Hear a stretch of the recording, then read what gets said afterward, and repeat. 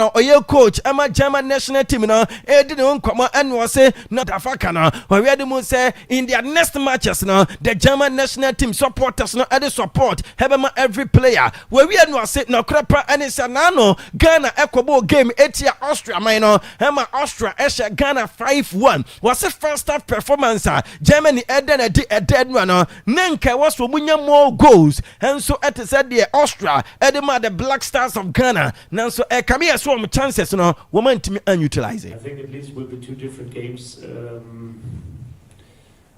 different formation in Cote d'Ivoire compared to the formation of Ghana, but they also have especially a lot of players with a lot of speed.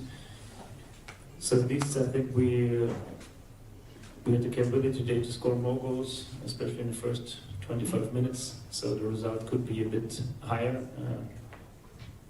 Almost like the result against Austria, but at least it's not important if you score 5 or 2 goals. It's important to win the game, and at least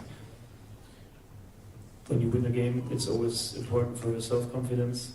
I think, especially the 10-15 minutes before the halftime, Ghana did it good. They had more counter-attacks. They could be a bit more dangerous in this phase of the game, and then they scored in the second half the equalizer.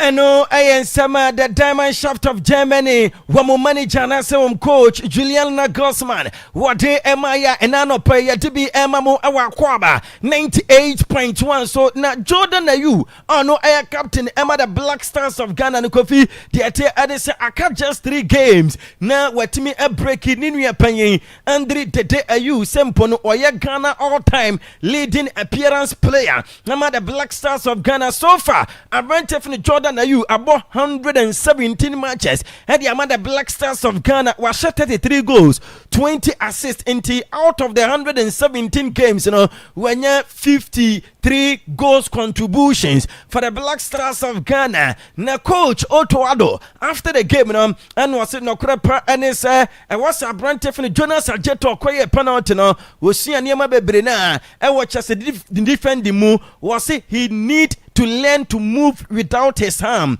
I am happy it happened in a friendly game and hopefully it doesn't happen again. To say Nania just penalty now, see in a friendly game now.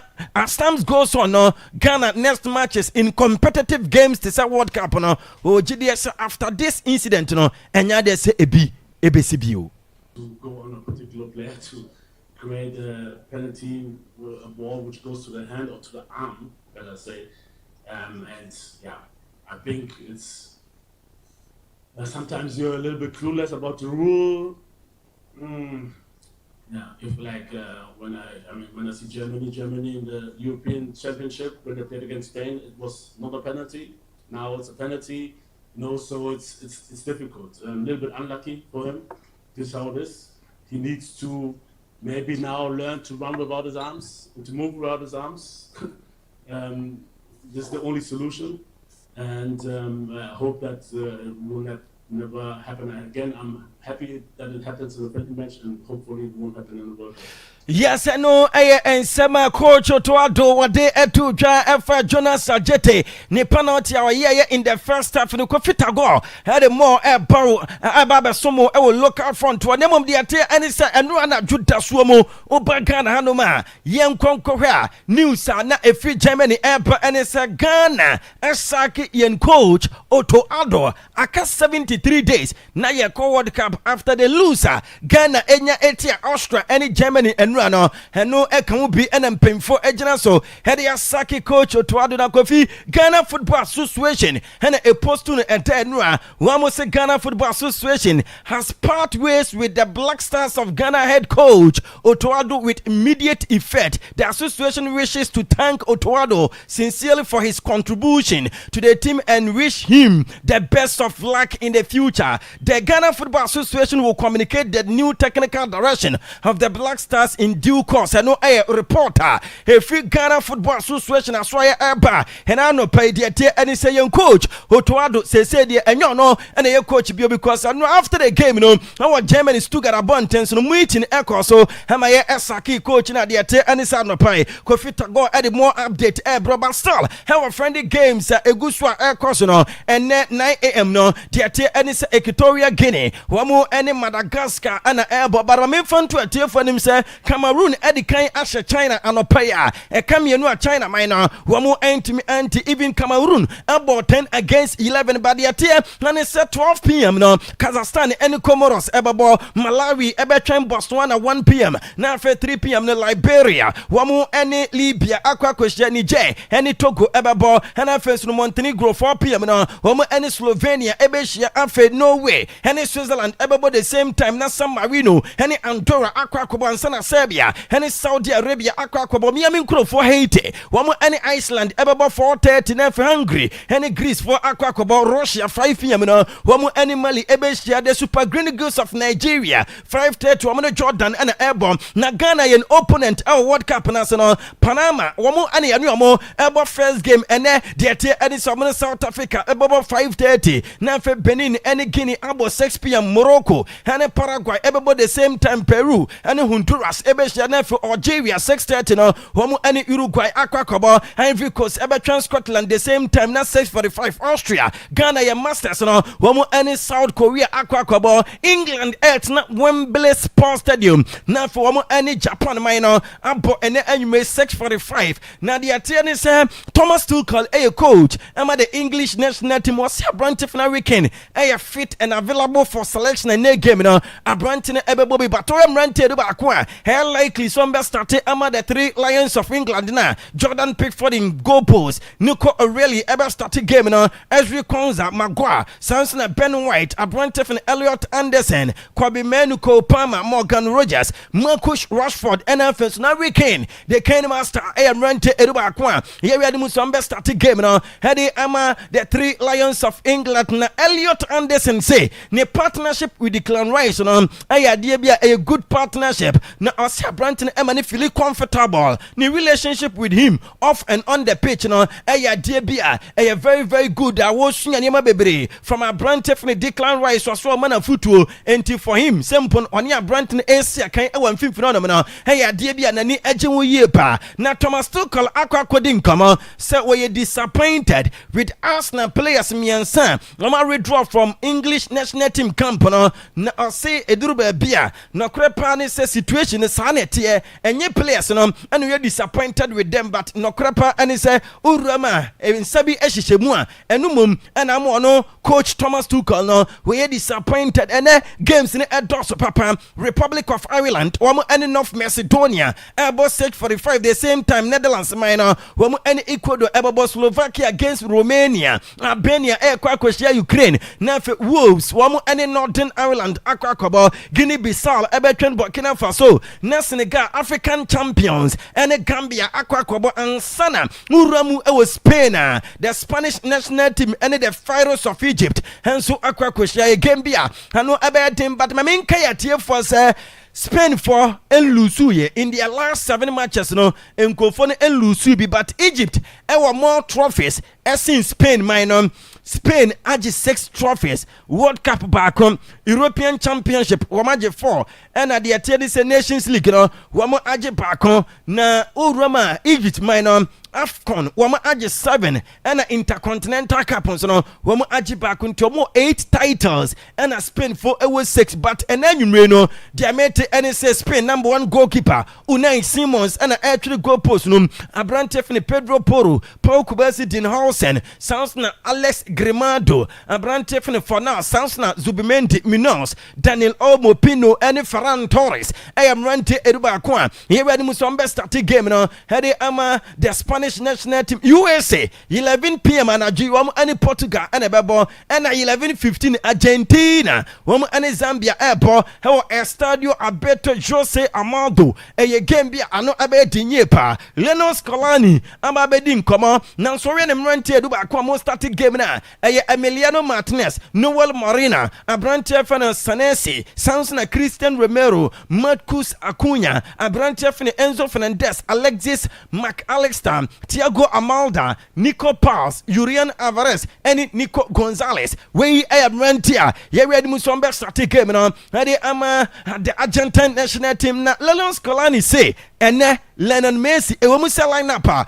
mebobɔ yɛ no abranteɛ ɛnimu but coach ne say abranteɛ ɛbɛ start ɛnɛ ɛwɔ so ɔmo fa saa game wey serious because ɔmo last match ɔmo bɔ yɛ no ɛnneɛma anhyɛ dɛ ɛnkɔ yie results ɔmo nsa kan ne performance ɔmo da na de no n'ani angye wɔn ti ɛnɛ ɛyɛ serious test ɛma the Argentine national team na Kofi deɛ te ɛne sɛ abranteɛ ne din ɛne Fashion Sakara ɛyɛ captain ɛma the Zambian national team wɔ all fire na abranteɛ ne ɛdi nkɔmɔ ɛna ɔmo ebisa ne sɛ abranteɛ fene Messi ɛna ɛwɔ kɔ akɔhyia no no wɔne Cristiano Ronaldo hwan ɛna ɛyɛ goat in football hwan ɛna ɛyɛ adeɛ ɛna ɔse for him ne deɛ wɔde nɔkora ɛka asɛm a ne opinion ɛne sɛ Ronaldo ɛna ɛyɛ the best but ɛno ɛnkyerɛ sɛ respect a wɔwɔ ɛma Messi no ɛni wɔnom ɔse for me my honest opinion of course is Ronaldo but that doesn't take away the respect I have for Messi and nsema Abrantani D and Sakara ono enso aye captain Emma the Zambian national team no what it do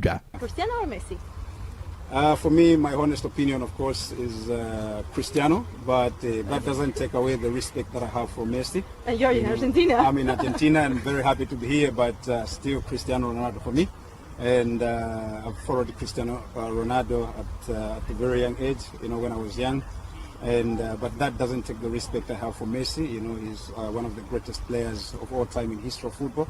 I respect him so much and what he has done in football. We appreciate him so much influence to all the young players, even in Africa. We love him. We love Messi in Africa as well.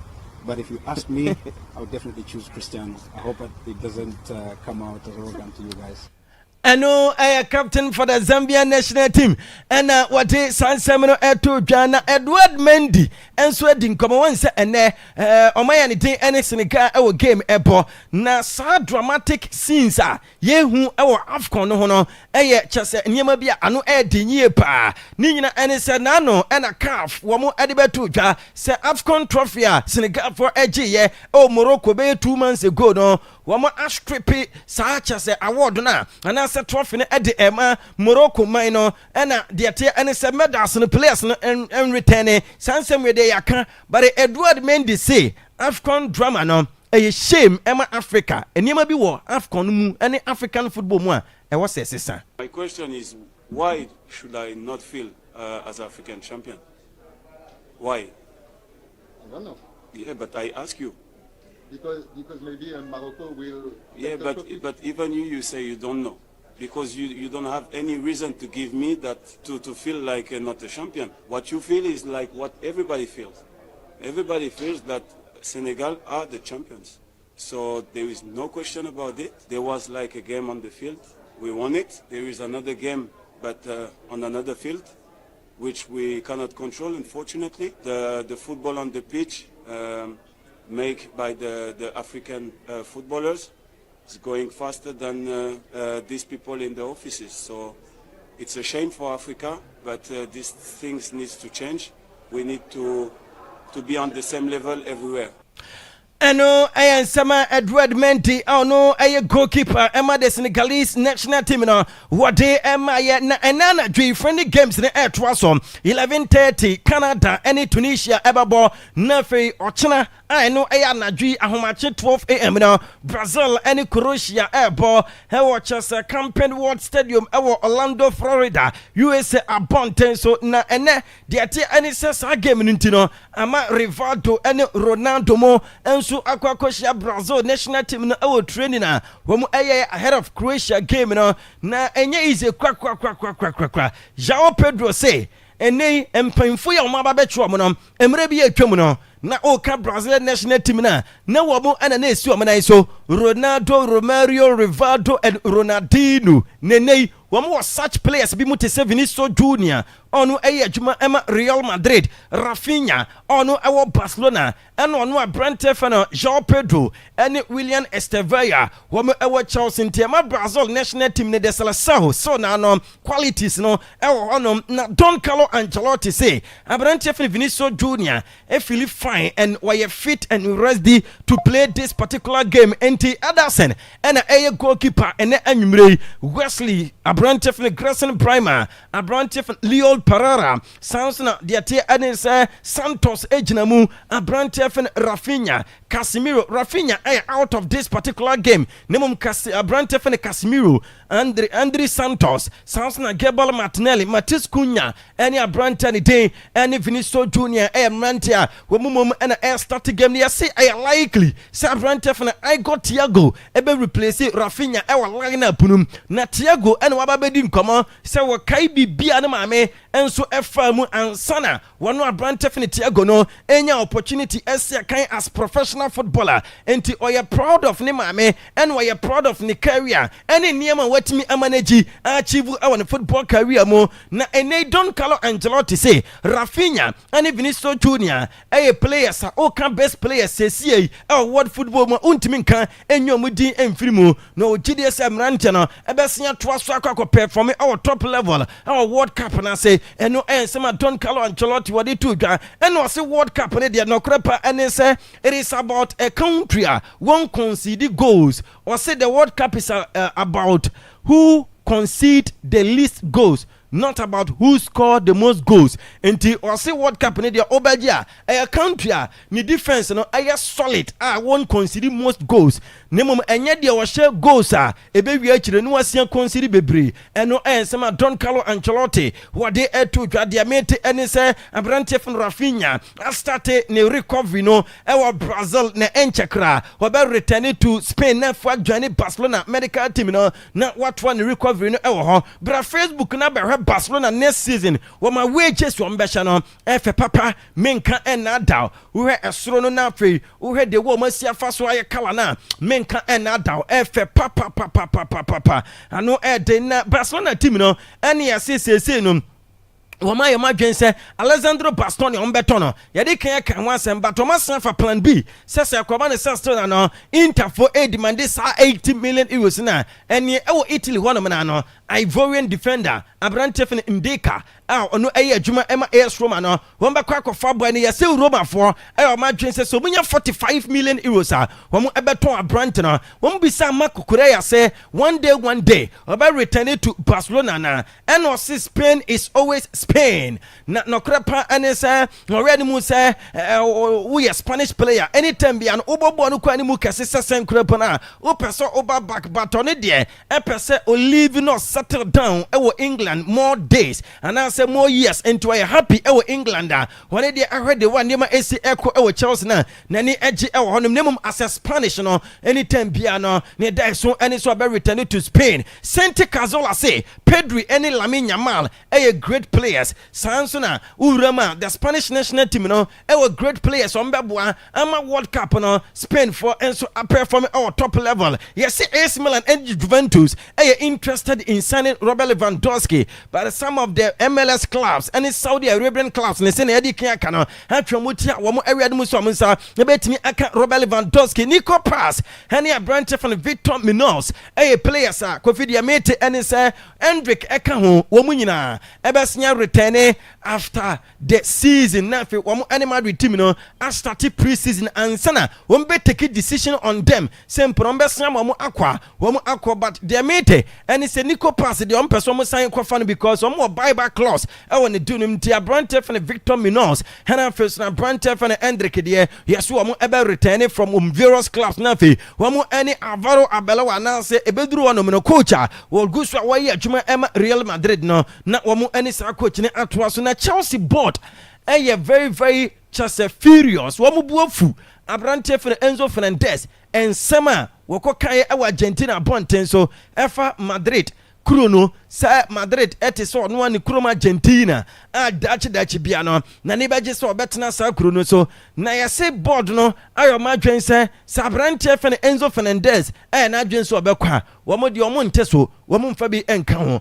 100 million euros club bi o de beba no wo mo ebesom wo mo say wo mo asen ahyase edi nkoma with wo mo academy boy ene wo ye adwuma ema Manchester City Nathan Aki wo mo say samai enya wonwa se abrante ebesen ko back to Chelsea ekwa ye adwuma amu wo mo Martin Odegaard any Julian Timber when we epuchi somebody returning from injuries now for Southampton any Arsenal gamer ebakoso this weekend no when akwakosia kan ewomo Roberto Di Serbi and yasi wonumum and a Tottenham for a person when a long term contract na otwaso eye adwuma as manager and wo Tottenham team because two do mo sake ne na no when pe coach obetimi abuild team ne strong na fe wo anwene matches na niema akosi amu wo na USA when coach Mauricio Pochettino where legendary coach ama Tottenham Space team no na papa ne say club edana kuma so club or trust to almost enya de so mbekọ relegation still na no Tottenham team no avoid relegation with or without a coach no ohun say team no enko relegation. Of course that my wish, and I am sure they're going to stay up with coach or without coach because of the players, because I think Tottenham have unbelievable players, and then it's a club with the fans that are going to make everything to create that energy to win. And of course that is going to be tough because the synergy and the dynamic is difficult. But what I'm going to say is with or without coach, I think it's have the capacity Tottenham to win, and I really believe in that. Of course. We are going to be here for, full focus on the World Cup. But if you ask me about that club, it's a club that I really care, and for sure I really trust that it's going to stay in Premier League because they deserve to be in Premier League. I am former Tottenham Hotspur manager, where current coach, the United States of America, USA, national team, what they had to Rafael Guerrero, a player, Diamante, and his Yankopanya Duma season Aquaria, the contract on it by an one air barrier, na a Branton Ebefi Bayard with the Kenya, some contract extension. Say, Michael Lee, say, the choosing successor, Emma Mohamed Salah, Liverpool, yes, Liverpool, Tibino, and when he says, oh, can't obey me. Replace Mohamed Salah Liverpool Brante for Michael Olise so no and a Bayern Munich for Abaka say enya de so mbeton no won ko ba bia ba Liverpool no na we ma decide say Xabi Alonso ebe coach amu next season according to the bill the Bokata no we see Alonso and omo de adwuma ebe ma no na omo Liverpool for no EWP say Alonso ebe fa obetimi aduamo a challenge for any title until the one nema AC air kone de ya say Brante for Xabi Alonso and a name for ede adwuma ebe ma no de etie any say onslaught no omo nigidie e woni munti ase season ekwawe ya won beja ne kwan for de adwuma no ama Xabi Alonso na de etie no say Olympic Marseille and so I launch new logo na logo no esro no old one no and a new one no and a das yana in Uber Facebook no so show na FIFA and so I choose say Urama MetLife Stadium and a host to the final of the FIFA World Cup easy na say enka Estadio Azteca and so Mexico no na one of the leading stadiums enka womo edibe host to the finals of the World Cup now so MetLife Stadium USA no and a FIFA choose na FIFA president Gianni Infantino say we want Iran to play in the World Cup. There is no plan B. Until upon say Iran first for match no FIFA president say no FIFA for na say Iran for ebe World Cup ni bi omo fa plan B bia na ene World Cup ni say betimi akoso a ye benya one of these countries Jamaica or DR Congo na ombebo playoff game no a World Cup qualification no a intercontinental or interconfederations na they ate any say DR Congo any Jamaica bomb Estadio Akron and ɛno enso ɛkɔ so ɛwɔ Mexico na nyankopɔn nya adom a ɛna anadwo adeɛ ababɛkye ɔtena no 3 p.m. no ɔmanya ne din anasa 3 a.m. Iraq ɛne Bolivia ana ɛbɔ na Kofi deɛ tie ne sɛ DR Congo ɛne Jamaica game wei ɛna papa ne din ane papeti a ɔno ɛyɛ coach ɛma the Senegalese national team no ɛde beautiful message ama DR Congo man no ɔse good luck to the Leopards of DR Congo for the 2026 World Cup playoff. Ɔse an entire African continent is behind you. Give everything on the pitch. Make your nation proud and write history. Let go, DR Congo. ɛno ɛyɛ nsɛm a the Afcon reigning coach Papi Tiao ono ejina mu ema Senegal man no wono nso ede ama DR Congo do wie no eno se currently uka European team a wo form a eye Norway national team no or see Norway are currently the best European team or say womu show some good things ohuni say nkofo no the one nema AC aircon omu papa because of their 2 stars bi eno Martin Ondegaard any a branch from Ellen Brotherland na Kofi and World Cup qualification uram Europa the attorney say UEFA final stage na yebenya 4 countries na the attorney say uramu Stadion Bellino Polia the attorney say Bosnia and Herzegovina womu any the Azuris of Italy and a French referee Clement Turpin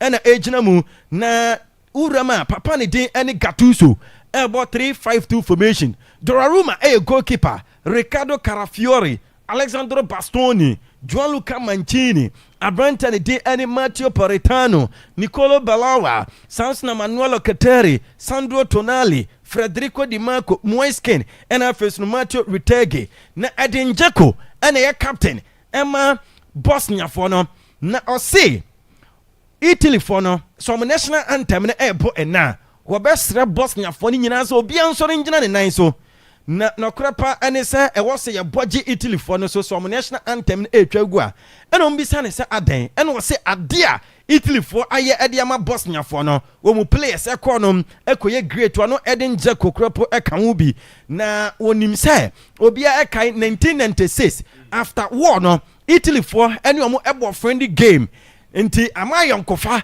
aba bɛtɔ Bosnia for ɛne Italy for ntɛm nemom so ɔkyena yɛbɔ abɛnimu anaasɛ ɛnɛ yɛbɔ abɛnimu a 90 minutes ne deɛ ɛyɛ another war between Italy and Bosnia nemom before sɛ game no yɛbɛ pass no ɛwɔ so mo de ani die ɛma Italy man no abra wɔn national anthem no etwa gu na Kofi World Cup wey a ɛbɛkɔ so ɛwɔ USA no deɛ teɛ ɛne sɛ one of these countries ebetimi a qualify.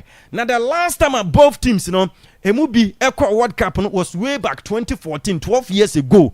And two teams say, "Ene, I know ebe dinye pa." Na yes, say Akwaaba say Italy for me and qualify. Gattuso Italy for besa keno. You. Kofi Angela that's papa. Wado trim. Yeah, that's no more some for Mr. Bonan announcing and gas amana in semino. What the SC NTC Hussein etenase.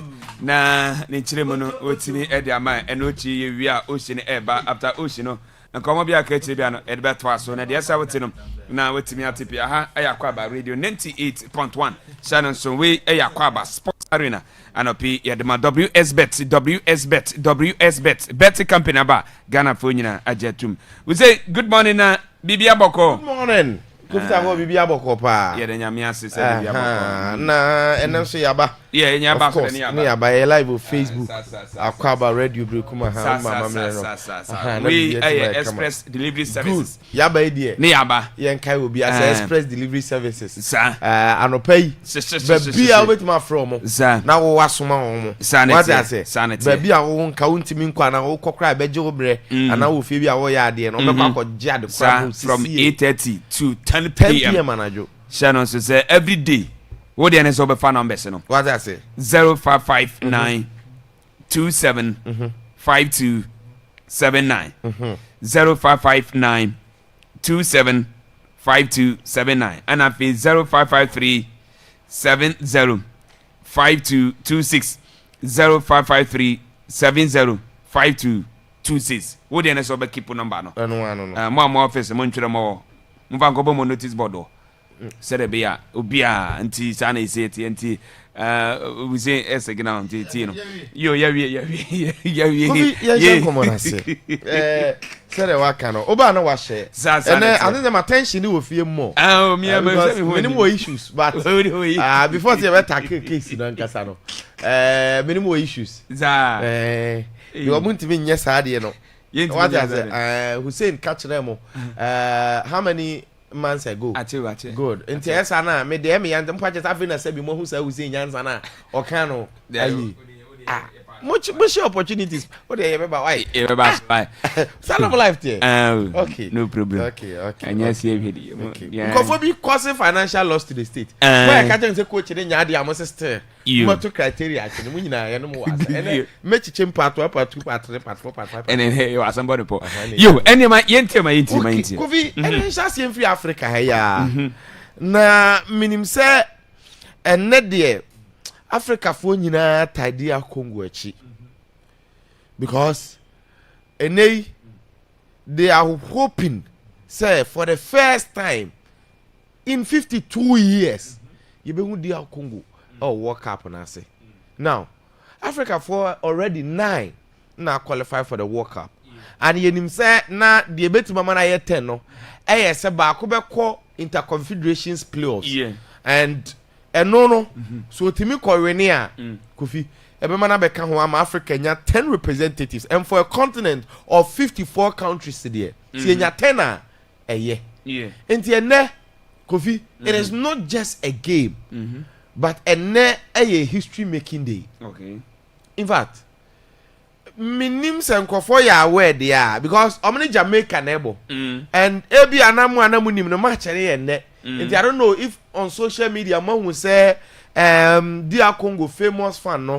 Michel Nkunka Mbola Dinga AFCON na say obe entertain fans so well because ojina wa yi ni tinity say Luvumba no Patrick Lumumba and opeja na insanity say the statue na and or the popular into our trendy because and they game na ba so Mexico Zapopan baby a Jalisco new generation cartel omo World Cup ni bi o e ho no mo boss playoff final way between DR Congo and then Jamaica the Reggae Boys minim say Kagana had e was nka obi atan e DR Congo achi but anya careful abusu bi be tie Reggae Boys achi because bienu amu bi wo ho akofi so no obi starte nioma kakra hia unim say onya aduane kro de man na ni nuate ho sanity onya aduane o tv de man no na ni nua kasa blood ote ho but no de ama we because on na ko he eti ebia ombe bitri Africa no man support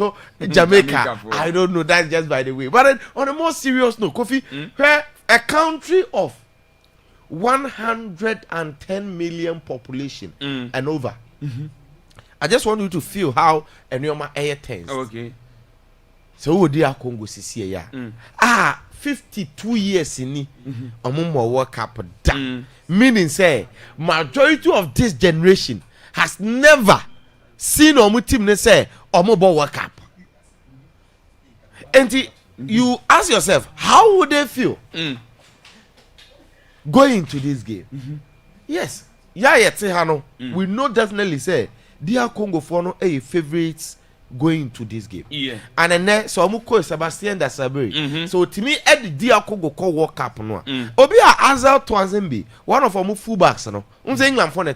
In an interview with BBC was say the greatest ever game of ball I want to carry him as a football player. And me assure some majority of the DRC boys. Van Bissaka nom, Macau nom, Sadiki Sunderland boy you know. Juan Wisa, all these boys, that is how they will feel today. Yes. Wow. Chancellor Mbemba. So clearly, when you look at this very game, you look at even Jamaica for then you understand, say, Jamaica for no, almost had a new top player that you can boast of because almost the player that played against New Caledonia almost share.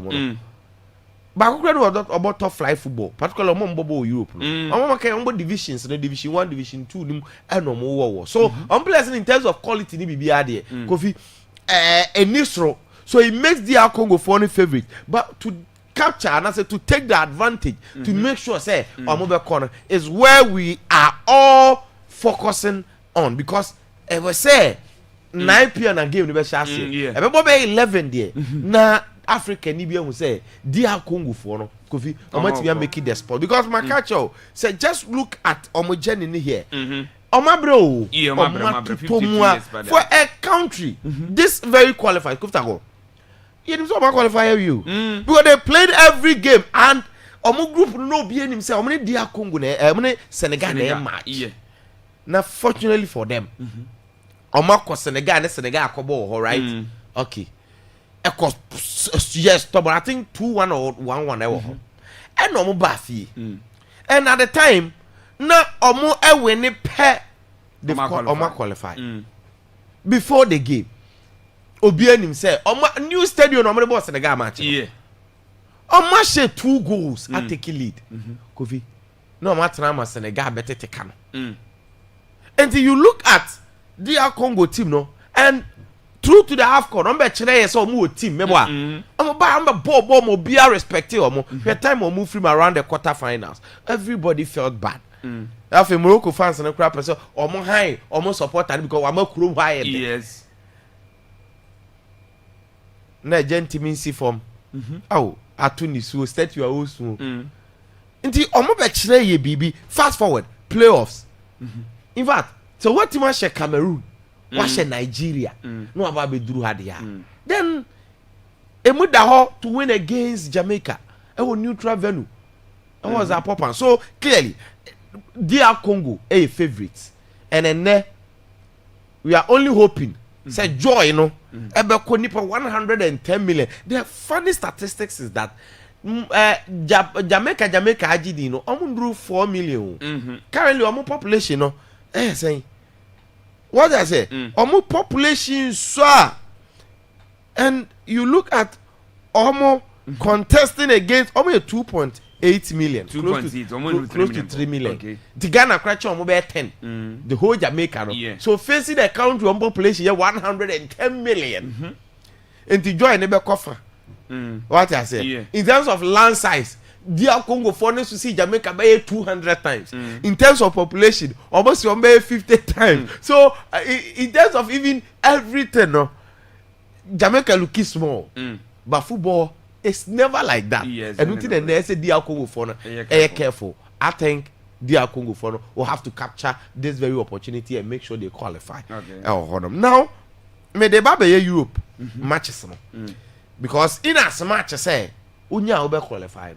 You will feel the pressure, you will feel the heat, you will feel the tension. And you see, so where European qualifies and so 4 slots. 4 slots. And then I don't know, say men kwana me was feeling this teams ni be better already. Favorites na all the games in Europe no. Bosnia and Italy ne bebo. Say ne you do their friend winner takes all. One win ya automatically straight to the World Cup. Enti Italy Kofi whether omu feel say ya na omu feel say ya ene so omu anwene a eventually ayekwa into regardless of omu ayade omu nyade omu abre omu history no say omu making sure say if they want to be at the World Cup against Bosnia and Herzegovina now me pese nyina ye feel said the games in the before you analyze am for better see Kofi Bosnia a small country right and omobo against Italy Bosnia Italy would deal with football mu e de sen omo okay but Bosnia e bo woni fie what the opportunity say osha or call World Cup so just bring it here Ghana e bo ebi aye wa ha currently countries be say Morocco e form say ye but ye bo game no wa Accra na Kumasi winner takes all winner na e call World Cup do you think that even if omo be share kra omo fa easy no so nobody should ever sit and be thinking say the game na Bosnia and Italy no e walk away just like that for Italy guys you guys need to be careful because and what brought them here Italy onokra na no ni enim say a fala match we saw how they suffered we saw how almost struggle against Northern Ireland second half And no first shot out of nowhere, Tonali, open up the first goal. And the more at the fans and they know it was winning. So and those fans and the supporters are not behind them. Bosnia fans why you want to say Ghana Blasters as a way at time. Or more than Zeko de anymore. And it's a one slow be Jeko ever tormented. Yeah. Now, when you are playing against a player who knows the Serie A so well, a player on Italian football and the way they play, a player that between the two, no, in terms of comparing strikers, or no, yeah, they are. Because you cannot compare a Tegi Moeskin to Edin Dzeko. Yes. It means, Italy for near careful because even Dimitrovic or Stuttgart, this season 9 matches, 8 goals. Wow. On a partner. So Bosnia for ne bad. Omo team ne Sad Kolasinac oba Atalanta Bergamasca. Nto ono so ni Italy for no. So when we are talking about this very game, enye easy for Gattuso ne Mrantie no. And yes, we know in terms of individual quality combined for Donnarumma imposed Gianluca Mancini, Calafiori. Of course, the last time he helped Abrante and Diede Bastoni, Matteo Politano, Nicolo Barella, Sandro Tonali, Manuel Lucatelli, Federico Di Marco, Rategi Nemo Skin. And to a team can but they are playing against a team. Kofi Omonso you hungry. Why did you work up now, uncle? I say analyzing games from media. I want to see Italy there for 2 successive times of my say out. This time right, increasing World Cup already call 40-something teams. Still, Italy are suffering, and I want to see our team there. Okay. And no one enemy only by us. But yes, idea nobody should think this game is ever easy. And yeah, easy that. And then you and you 7:45. Now, game guy says 45. Check here, Kofi. A ball at their one of their iconic cities, Prague. Omone Denmark. You see, comparing the two teams, of course, you know say, because Denmark one Denmark is strong. Rasmus Højlund no team na. Kasper Human no. So share omu team no. Omu names Damsgaard. Omu Christian Norgard. Meili. All these players Eme Højbjerg. Nti omu team no obi ehu omu zampa. Omu kuta solid side. But then check here. Patrice Schick nearly the attack.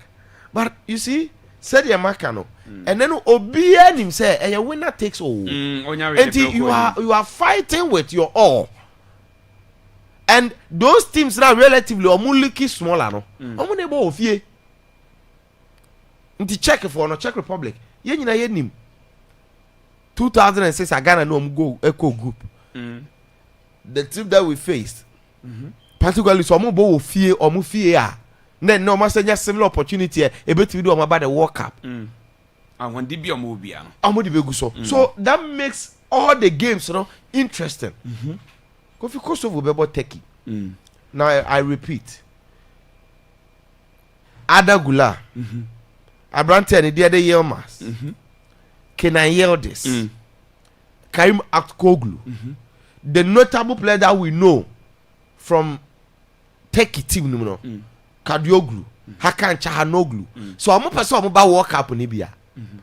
Regardless of the opponent that they will be facing, no. So I'm winning.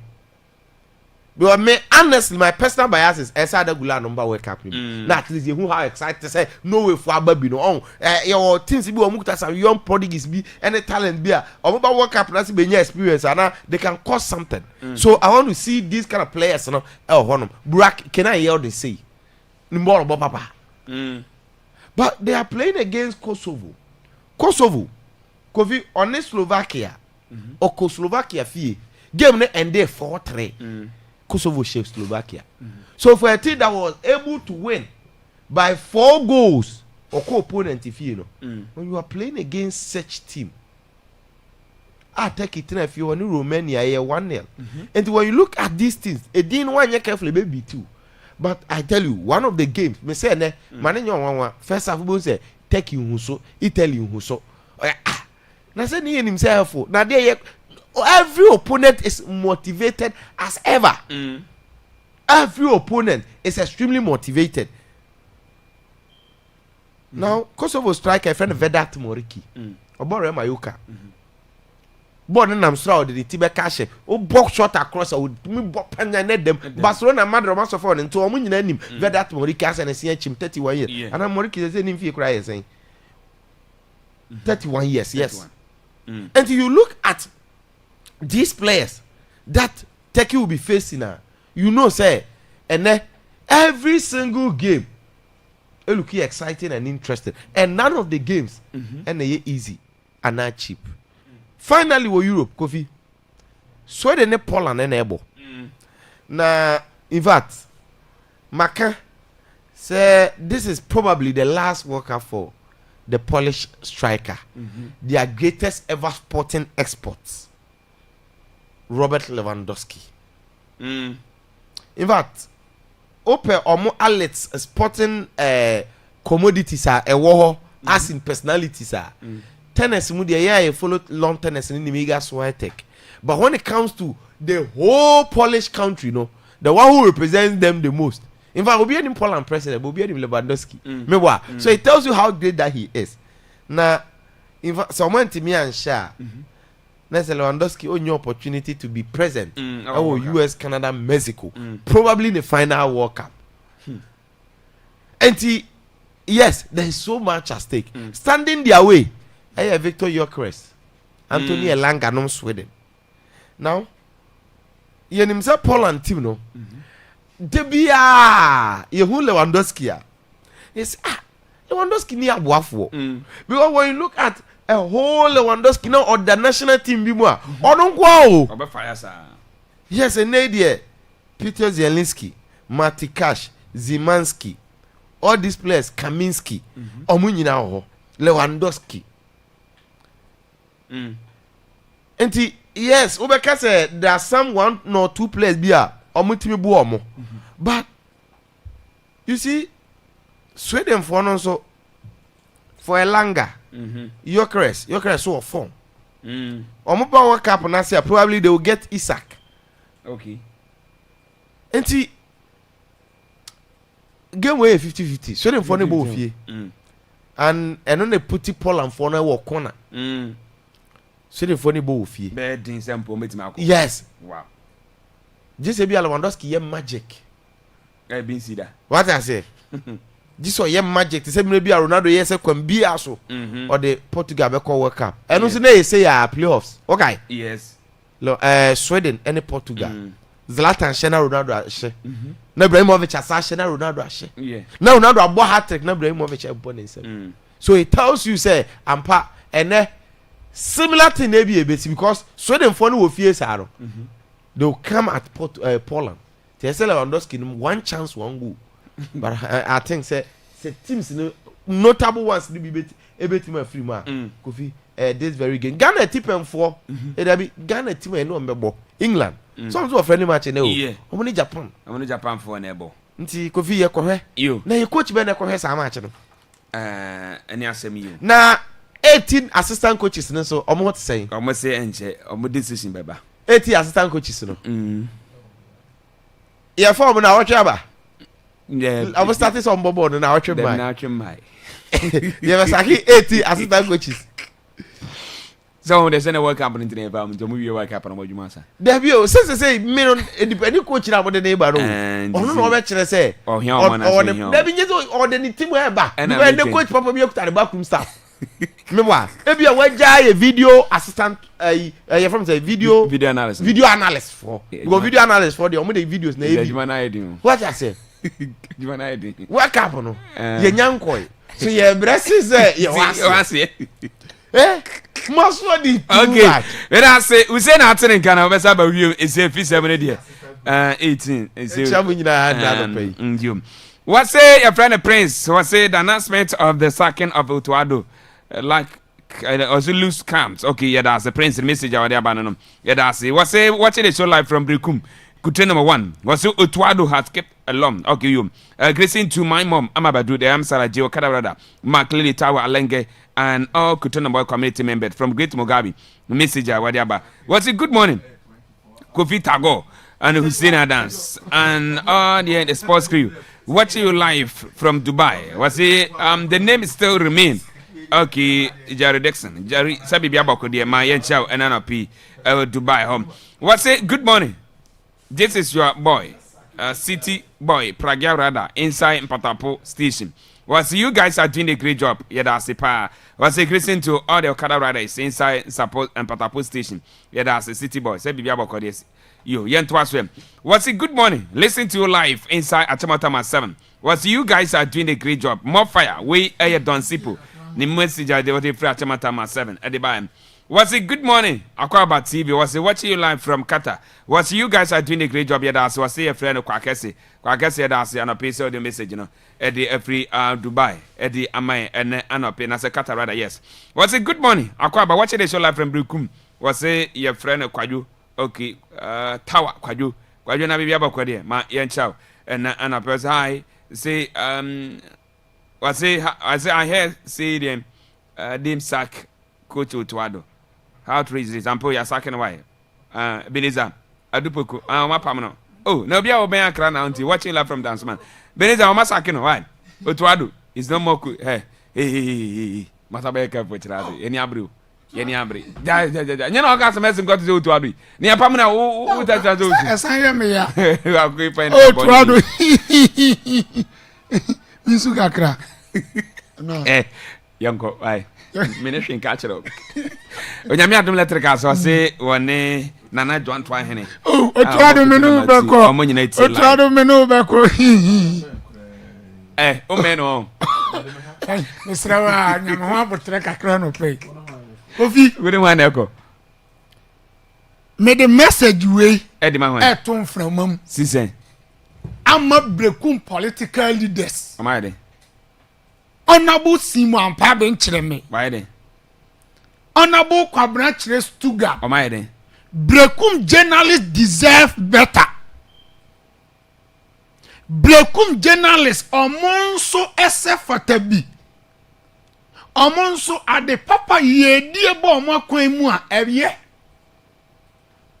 enti ye die ye ka kire mu ye tietia e o se mu make sure say World Cup na be ko so US no more than 3 to 5 journalists from Bekum, particularly Akwaaba radio ha also mu ko bi se man hwe amma yanko bi a ye ni die enso ye be ye yantie we festival asempa na me kan no so soon the be and the festival nti the obey and the say Boss Kofi you also go take you asami ya ni breso so what can you do central for deserve better honorable Quabrant to God any ordinary person Kofi e wa ban mu e ba Ghana ha say ndisi amamu mu ka bi wa godie mu nsem ewo mu a o kan wo bi enti nyede bia ne betena na animu nyame ba na mo na fa ni party won make do nyame ka asem gina so asem pa na make no me say someone make sure say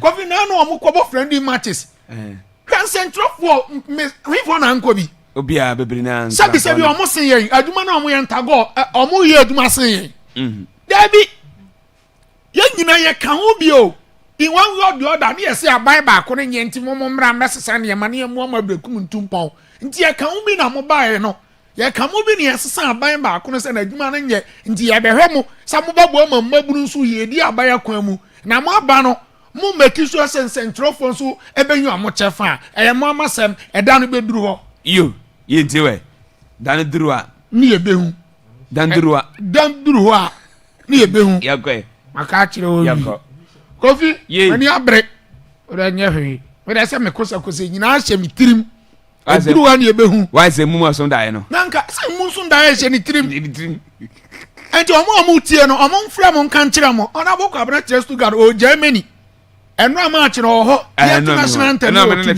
oh okay enti wate nkrofo na mo so mo ha se mu tie no mo mfra mo obi edasi mo ampa be nkire no mfa nto manim yani mu ni asem bia simple Kofi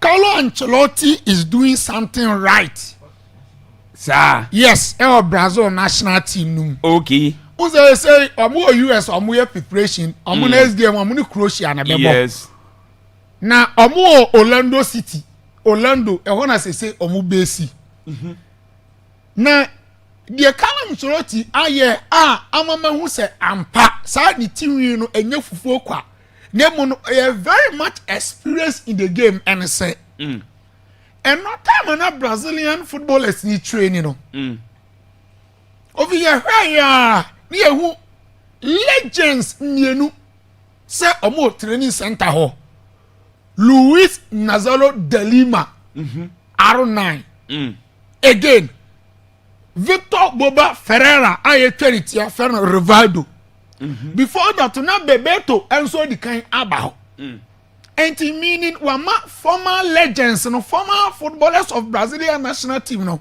aba ne omomba be sra the current national team players for the Salazar now Kofi you see so legends we are they achieve huge success for the Brazilian national team. And from Bebeto time, in fact, US 94 World Cup, no, Bebeto played key role in the Brazil Edge World Cup, no, the same country. The last time Brazil Bebo World Cup, how many G, how many penalties? Italy. Okay, Roberto Baggio penalty be our course. No, yes, Roberto Baggio has moved from a hero to villain. Bolo boy na the last minute penalty on the boss anima AJ Cup to flee Italy in some. Tago that tournament now in say Italy for head coach Evan Arrigo Secchi, then assistant coach Carlo Ancelotti. Oh you Italy national team during the US 94 World Cup no. And Ronaldo and so during the US 94 World Cup he was part of that Brazilian squad no mukwaji no.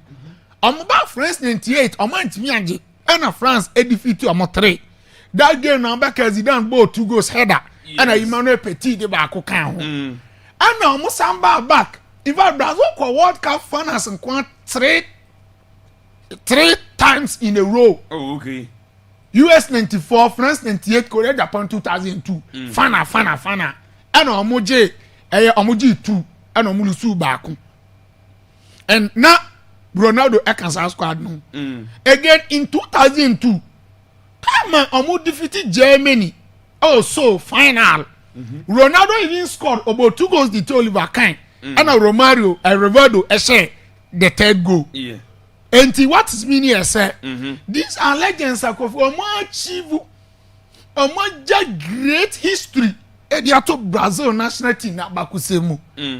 And NA say we Pedro say we are Branty Feno Casemiro we are bit say Wesley and I say we are Vinicius Junior and Esteban so say players we are what does meaning I say they are there to motivate you guys say muso metimi aye ma catch us Kofi Brazil national team ampa ye we nei currently national team bebro ho a omo we animu omo level no so the same omo France Argentina Spain money ade even England crown level no so kakra the same Brazil but no crown say they have everything in their armory am bet they are successful World Cup here say omo team no nya bad mama ne na that because who national team one who 2 fantastic goalkeepers. Or Alisson as our first choice, or Ederson as our second choice. And now Brazil central defenser. Say Omo Mbeko cry day. Say Edo Militao Tiapo ba. What it means say also on the 4 center backs and echo. Edo Militao say Thiago Silva so the meeting say coach na catch and so the Mbeko. Already a crowd on into the action game. Say who can one of the most informed center backs in the world that untimi Gabriel Enfrim. And then who can center backs in Europe untimi Marquinhos Enfrim or more. And the Brazil central defense and when Marquinhos Eder Militao Abranti FN Gabriel Magalhaes and Thiago Silva. Kwa left back wa mo Alessandro Wesley mu awo. Now kwa midfield Bruno Guimaraes, Lucas Paquetá, Casemiro mo Fabinho mo to banje ban. In attack there yenka. Wo team wo Vinicius, wo Rafinha. Enenya Rodrigo Pone Franco Kobe. Enel the Estevao Willian and Echo or Mateus Cunha. Oh, Abranti FN, I got Thiago. Our about 19 goals in the second season in the Premier League. Then you have no reason to give excuses. Oh, all sort of quality and to go to me any the big national teams and compete. And the only thing I can a motivation for them to play. Because about pedigree, Thiago Silva then I bet no. Alisson Champions League winner then I bet no. Marquinhos was Champions League winner then I bet no. Casemiro then I bet no. Vinicius then I bet no. Rafinha then I bet no. So more players who come more sign more pedigree, more personality or more drew. You get a point. And the only thing I can say, I dear be ginger or motivate you or more my room. And now baby sounds like I don't have finished you know about Real Madrid or no Cobra won't me more. I don't know Rafinha or Barcelona. Obo and no Cobra own me more. And Ancelotti in India, no. Well, we say boys, you know, your motivation to play. You get a point. That is why who say so invite the former footballers no board ye edge World Cup ni bi. Ebobo finance near their back camp. Near their boys in who more it will serve as a source of motivation for them. So on the Euro mo no more kwakwa lift Brazil national team flag, you know, very, very, very high. So I think sir that decision a very, very smart move for coach FN Carlo Ancelotti sir obey sad you know. And yeah the no. Now mommy move on Kofi. World Cup no enche and now exactly 72 days. Na World Cup ni babebo. Na obie ni ho asem dada. Sa eye amai miensa ana omuye co-hosting Mexico, Canada and United States of America. Na Kofi ano paya BBC for a reporter story bi na sa rich be madom no de atoso amaya o Facebook na hu bia. The BBC for Kanyina say Amnesty International for actually 36-page document. I go munte de me can you 36-page document. And on much ready akwa FIFA any US Mexico na fe Canada ban no. Na yakase Amnesty International Amnesty echren krofo omo hwiase a omo de omani so de hunu so mbe make sure say human rights obi abenya ne right omo protect human rights good ade bia emwa mani pafa hudie no ne nsankan Amnesty for speak it as an man good and to omo they always protect humanity nipa hu do nipa hu adwen enewo omo tirim say da bia nipa benya na sundua tena wiase edo na ye omo duty pa Amnesty for. Now, Kofi, 78 matches and a bekoso. Ewa 11 cities. Now, in fact, US rebel was 2 dollars and 30 matches because of Canada and Mexico. Now, because we say US rebel was 2 matches na dodo. And one na grown for kese na jino musunti. Omo ana Amnesty International center omo do omo in fact omo report na say omo petition no on. Na omo sama omo kanyina na say so hwe de asi US now where the tension in the international geopolitical space mu omo hu say US now ba be risky grounds for central for footballers coaches any nkrofo omo be free all part of the world ababe pie mu America ho. Safety, say and guaranteed. There is a big security threat, any risk. US report on Kono. Yes. And say they are calling on all government between the 3 countries and other nations say solve differences no. Yes, and some World Cup no beba so ba so say na be ya nipa mo free baby afofra be kwako pie mo ho no omo safety e be guaranteed. Okay. Now they are calling on the obligation and the international law. Say niema bia asi nei ansha e be putu ngrofo kwako World Cup at risk no. Omo animanimu ya with immediate effect omo pass law. No monfa emos adniema ni nyina ho eye ban I see Kofi. In the 36-page document na Amnesty International de abaro. Niama omo listi enye a omo susu say with immediate effect US aban no enhwe ntu ho anamon one ICE Immigration and Customs Enforcement. Na anu omo gbo nkrofo mienu tuo. Na abaya ba ko de wodi 37 years e fe no really good. Ne our mamiensa ayabo no tuo say omo gina no so or the kai ba no omo gina no and abaya yes this is what I'm talking about. Ada omo gina nti omo bo no tuo ka no o Facebook aba o de mekan ana ne ka no ko bo dua mu nti say ye design was say where security zone a obi anya de emma ho again yes you come Mexico na anu ye omo kokochi mencho no say Mexico hono drug cartels no say hono cartels for no wo ho ne ade drug dealers ne ade enti no amresi for susu say Mexico hono nye safe grounds enti the meeting say yes say World Cup no po bi ya be bobo matches bi o Mexico ampa as arranger nipa 100,000 security personnel ene ye be mo akọ Mexico akọ bo omo World Cup no ban okay again almost say US for almost diplomatic issues with other countries and so US for no solve free ho say na be ya enkofo ha bi amba was matietie mo didi nkomo a still ebi mo wa adwene bi say anhwe Iran for no krampo no ebi betima this guy say na ho no the bomb kra kwa sha na ho no akwa di nsambone wo ho by what it is always going to be very very difficult looking at America's security the royal tight ni ade no. And again, Okwa Canada and so on, as we speak, Tago, there is a big growing housing crisis. So yes, Canada nipa nya baby na.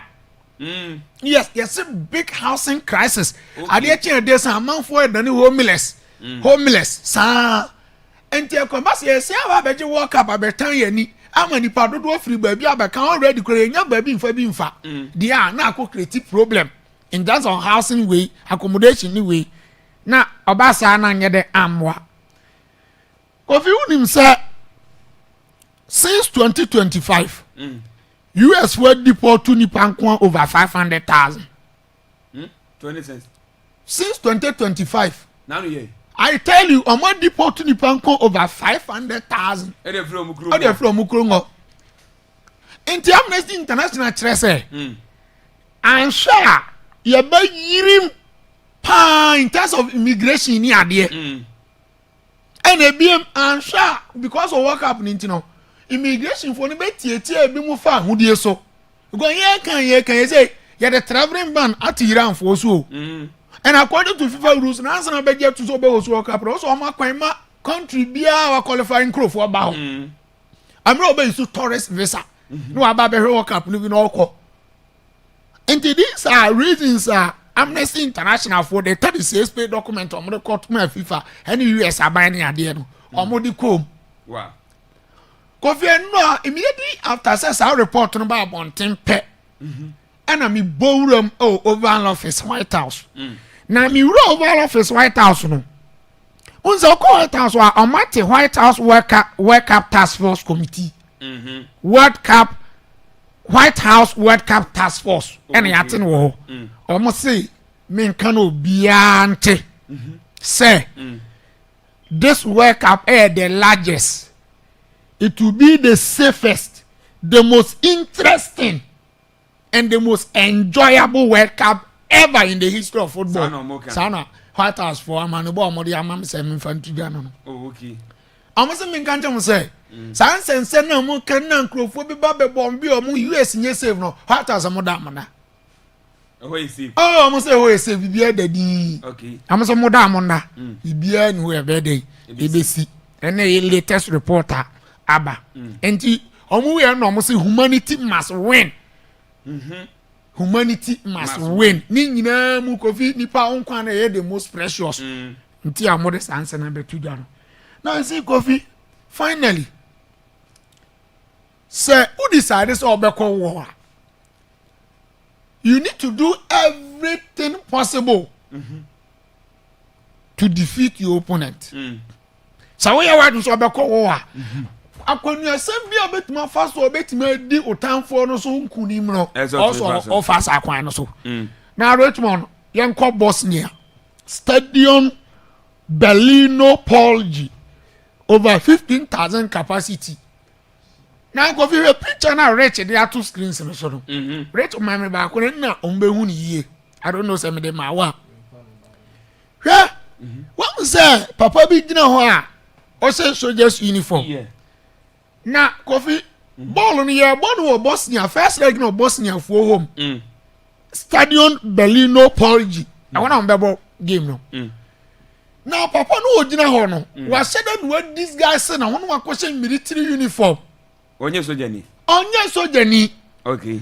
Enti wakwako PM our grounds ho na Bosnia for aba bebo mu game no mu ye training e ho. Amuni Italy no. Okay. Na kofi uni ndi enti okogina ho no. Sa papa no oya spy a Italy for asoma no. So omehwe Bosnia for omu training sessions, omu game plan, omu tactical sessions, strategy. Okay. Bosnia for the boko game we mu. Listen na no mo bogi ha enter one stadium. That be where they asoma no pass on ko ho. We nye TV. Na no dey so omu na no him for no mu no Northern Ireland. Yeah. So Northern Ireland dey uzo mbo two we dey the final game now the beko no. Me can sa Bosnia for say na no mbo game. Omo bia na ball you. Yeah, Bosnia bo game. No ko ya be dey hu say we na ya chi no. Na go ko gina ho no. Omo ni say o we training ni bi. Sa wa training phone o video. And just go where keka o dey report na eko. Okwo kan na no atro mu o video mo. Njo mo wa ko yi na nti so di jira ho ya. Na ko yi e hu ne plan ye. Finally no mo catch and say this is the purpose of the buy say oba be video mo no aba be study omo tactics omo game plan omo strategy omo boko game no about information akwa come Italy gatu so no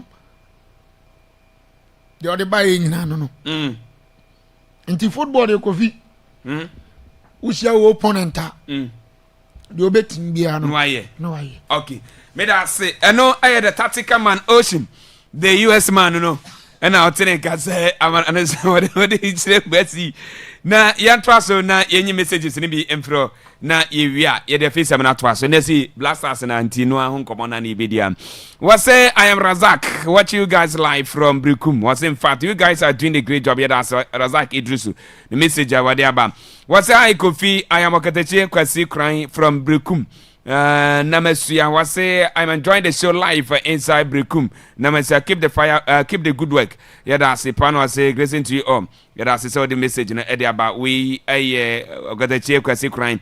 The message about the about was say how can you sack someone at midnight? GFE 24-hour economy sacking.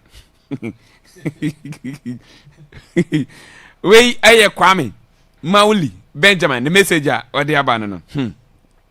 Was say I tried calling you yesterday to tell you that everyone listen to Akwaaba Sports. Was it? I'm trying calling you yesterday to tell you and everyone listen to Akwaaba Sports that when it is left with 2 days for the World Cup, you will still stuck Coach Utuado. Hooray, hallelujah. To the Ghanaians from Kenya, Kinjomo, sabi bi abakode ambata say kwan as well. You yeah that's it. King I'm my two message na say. What's what you live from Tema Community 1. Welcome to the world. My name still remain Emmanuel Noya, the messenger or the eba no you. What's it Black Coffee? Good morning to you and all the team. What's say I'm really happy for the news that pop ups around 1 a.m. It called for the great celebration. I was a peep, hooray! Was say I always watch the Ultimate Show as the Dead Show on Facebook, but because of the news today, I joined live show. Send my greeting to Sen Adams and Obin, mine senior. I am the Gabi Zion. Watching you live from Senase. Yeah, that's the message in there. But what's watching you live from a stick? It's your boy Kofi Aji and not just I kept up here that's Kofi Edas and I saw the message you know Eddie Abba and Anopia yetimi ayi de from what say I'm enjoying the show live and clear at I have Mim Airport we I Starboy the messenger or the abam was I can sack someone at midnight okay message medical Canada we and was say Otuado bye bye you we aye anane kunsuko joke room messenger on so e de aba no pin no yan remu e was side say na yan konye we infre na ye ba na yati asim Otuado ebedi nkomo what say yanko na yenyi we infra na yamwe so far send nyam sit ha Akwaaba radio 98.1 what's a good morning Black Coffee listen to live from the Black Babalin Salon so for in my new shop locate at what Pentecost Church Road okay you yeah that's say Black Coffee in fact Ghana prevail well pow but our captain is studying bad we are the Black message out the by what's a good morning. This is your boy, City Boy. Madika can message in a plagara that you say. What say, Black Coffee, good morning. What say, I hope you guys are doing well. May God bless you for your good work. Black Coffee, to me, the Black Start problem is not about the coach. The players are our problem because on the pitch, they show nothing like commitment. If it continues like this, I swear, Ghana will suffer at the World Cup. We are your Henry Solomon. The message already abandoned. What say it's good for that one thing there. Two things. What say it's good for that. Okay, two things. Watching live from Dubai. Yeah, that's him. What's a good morning, Kofi? What's I'm watching live inside Accra, Ghana. What's a Christian to all my Dorado fans this morning. GFA have been there taking too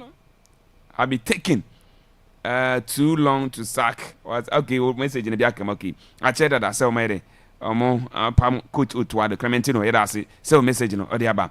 What's it watching you guys live from Dubai? We Abdul Karim, the messenger. Honestly, Odiaba and an opinion. No, you na yamre. Yebeko Germany ni yankowe. Eno ni sini buy no. Sign is say supporters na is more Germany no. Almost say a fan no and if Black Stars players no. One no mood say after 74 eja coach ni kwan say esedie coach Otuado omoja na kwan no ehon sam ye de mama sisi abra isi ye de nsam no ye de eba aha Akwaaba radio 98.1 Shannon so say we Akwaaba sports we Akwaaba sports arena rich we careful chiru be careful pa de ya we ye say enche e be wuramu e Germany na ya kodin koma ba ko bienu bi woni ya hwe nanka itra say benya Georgia ko say pri ba say the line call off nti ye be let that can etimi atwas aha Akwaaba radio 98.1 nem come on nyina ye blasters Akwaaba kitchen wasebra ne bedidi banku ene okro stew fufu ene light soup kokonte ene katenkwan fried rice na pe se eno sada nchen se ye money abomu oni nyina obenye bi e dey free Akwaaba kitchen me no ka se duane ready dada omo area na no nsuo ne ede nti onye bi na se odia wankasa no betimi atonse de wasebe nkancha so betimi press order abra wo ye wedding say engagement e ye bi na isewu ya o press order na no nza betimi akantem eno Akwaaba kitchen shano so obehu e obrekum Akwaaba lodge ope afrefra no afresi se na duane pa no isi Frank akwesi eja e be man ne bi o Germany o 0205223838 na fi 0243370306 so Frank abobia ka chebia no ye no betimi edi ye kwa homa no so ye ne de pipa man ekodi enkomo omanda da Blasters coach this akopie o Germany odu Germany no masaje an kwa ho Frank good morning.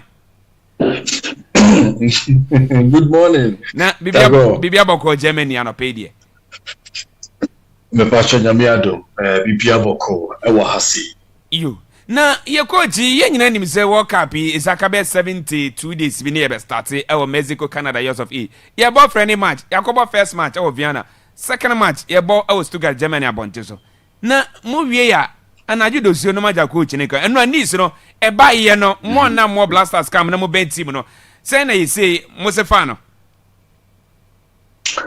Tago bedasi babinchia na binchia Hello. Tago pacha America. Is metonka. Okay, so medasi babinchia na binchia abejo form ho mi se ocean obojesa se service bi obo ye di omo ba no omo nchi omo no kre ejuma mo ye wo prekum no ano odin pa and I keep saying say I love listening to you guys. Sometimes and I say national cake, Obama no so na BPI fine. Okay, so Enra game no eko so kama na ubisem coach ni de na even before I ever game no Tago, to be honest with you, coach, the playing body. Now, Omunimi say right after Germany game, Otuado will not be the head coach of Ghana. Onwankasano na oyawe. The whole thing started when we lost 5-1 to Austria. It was Vienna last Friday. Now, after the game, crisis meetings be Brena and Ekoso. It wasn't just about the performance or the score. 98.1 Akwaaba 98.1. Like the last Felicia, 2 matches we lost all of them, 2-0 and then 1-0 to Japan and then South Korea respectively. And was here lose to Austria. So 3 consecutive matches, we lose now. And now who say even when Yebo qualifies for the World Cup qualifiers, the performance wasn't that anything to go by, but just that we qualified already. Nigeria qualified for AFCON. So putting all these things together and we share a name. NDC abanso aba resetting agenda na Ghanaians enye GDA bi hwe Akwaaba yes na se no mabeko se dia na ya their spirits Akwaaba Radio 98.1. So you have to react to the decision right.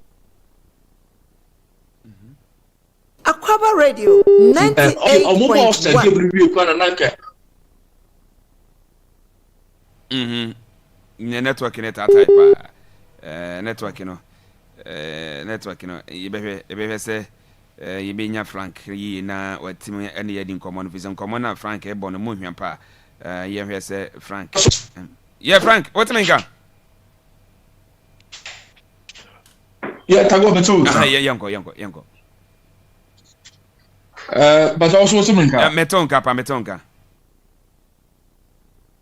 okay, so like I was saying, right after Austria game, and that crisis meeting, of course, so now some of the management committee members, they felt say that was the very day I said that coach, but GFA president step in, and now no, you were match to play against Germany, so Otto should go and prepare for that game. And after that, and sports minister also Ebepiebo Ewo Ahasi Oba Stuttgart.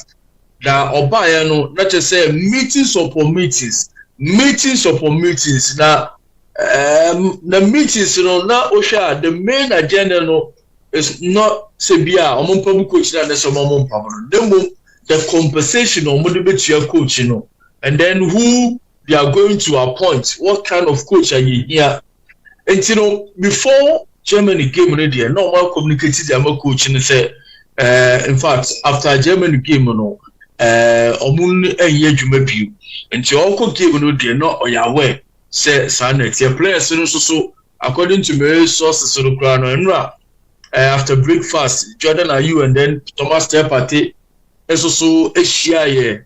To himself a place in a crunchy meeting because of himself coaching there or so the approach is so what they call San German game no more and you a bit of better performance as compared to Austria. Tago Ubisamia coaching there right after Austria game and then not just say one ball in answer to, but now almost trying the perfect timing to communicate to the general public, and you say communicating to the general public, it will not be right. Say Yakobo, Germany game no mum so mo twen eno nti na after the game no because you be do hotel mo ye bibia wie no na it was around 1 o'clock ti mua na mo de sa report no and to by some of us there na ya aware say Otuado no matter what so peko on Germany for 10 or 20 or 30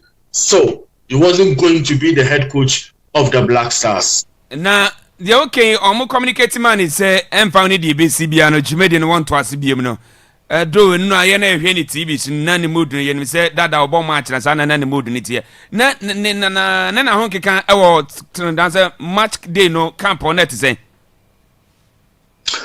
to be honest with you now he was down but ono ankasa no oyobia onim the tax ahead onim the challenges are e wonanim nti say okay the pre-match conference no e hona because na me menya me source that say ye ba pam no I don't see me bisa na sa question say is his job under threat going into the German game no yes and okay so yes ono na djuma ne de he has always been under threat and those kind of things me na me nim dada and so no so coach no nim say ya pam no krawie but on to me so you professional but the mood in the I mean now it was okay because I had Germany there the family no were had you know o ma kokro no muni ne di komoni adade and no he was professional to be on the bench to make sure say at least you know Kobenya a better score line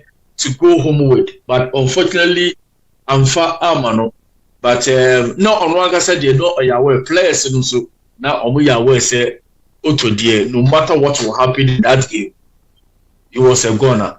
Okay, now ode was to from Abrana is sempen for na edin koma yenim say Jumedi no ntimi to aso bi mu no yenim say was 3.5 years o hwia ye kan nyina bom na etua de ma no na so ode was to from no be 6 months bi na mpen for betua de ma no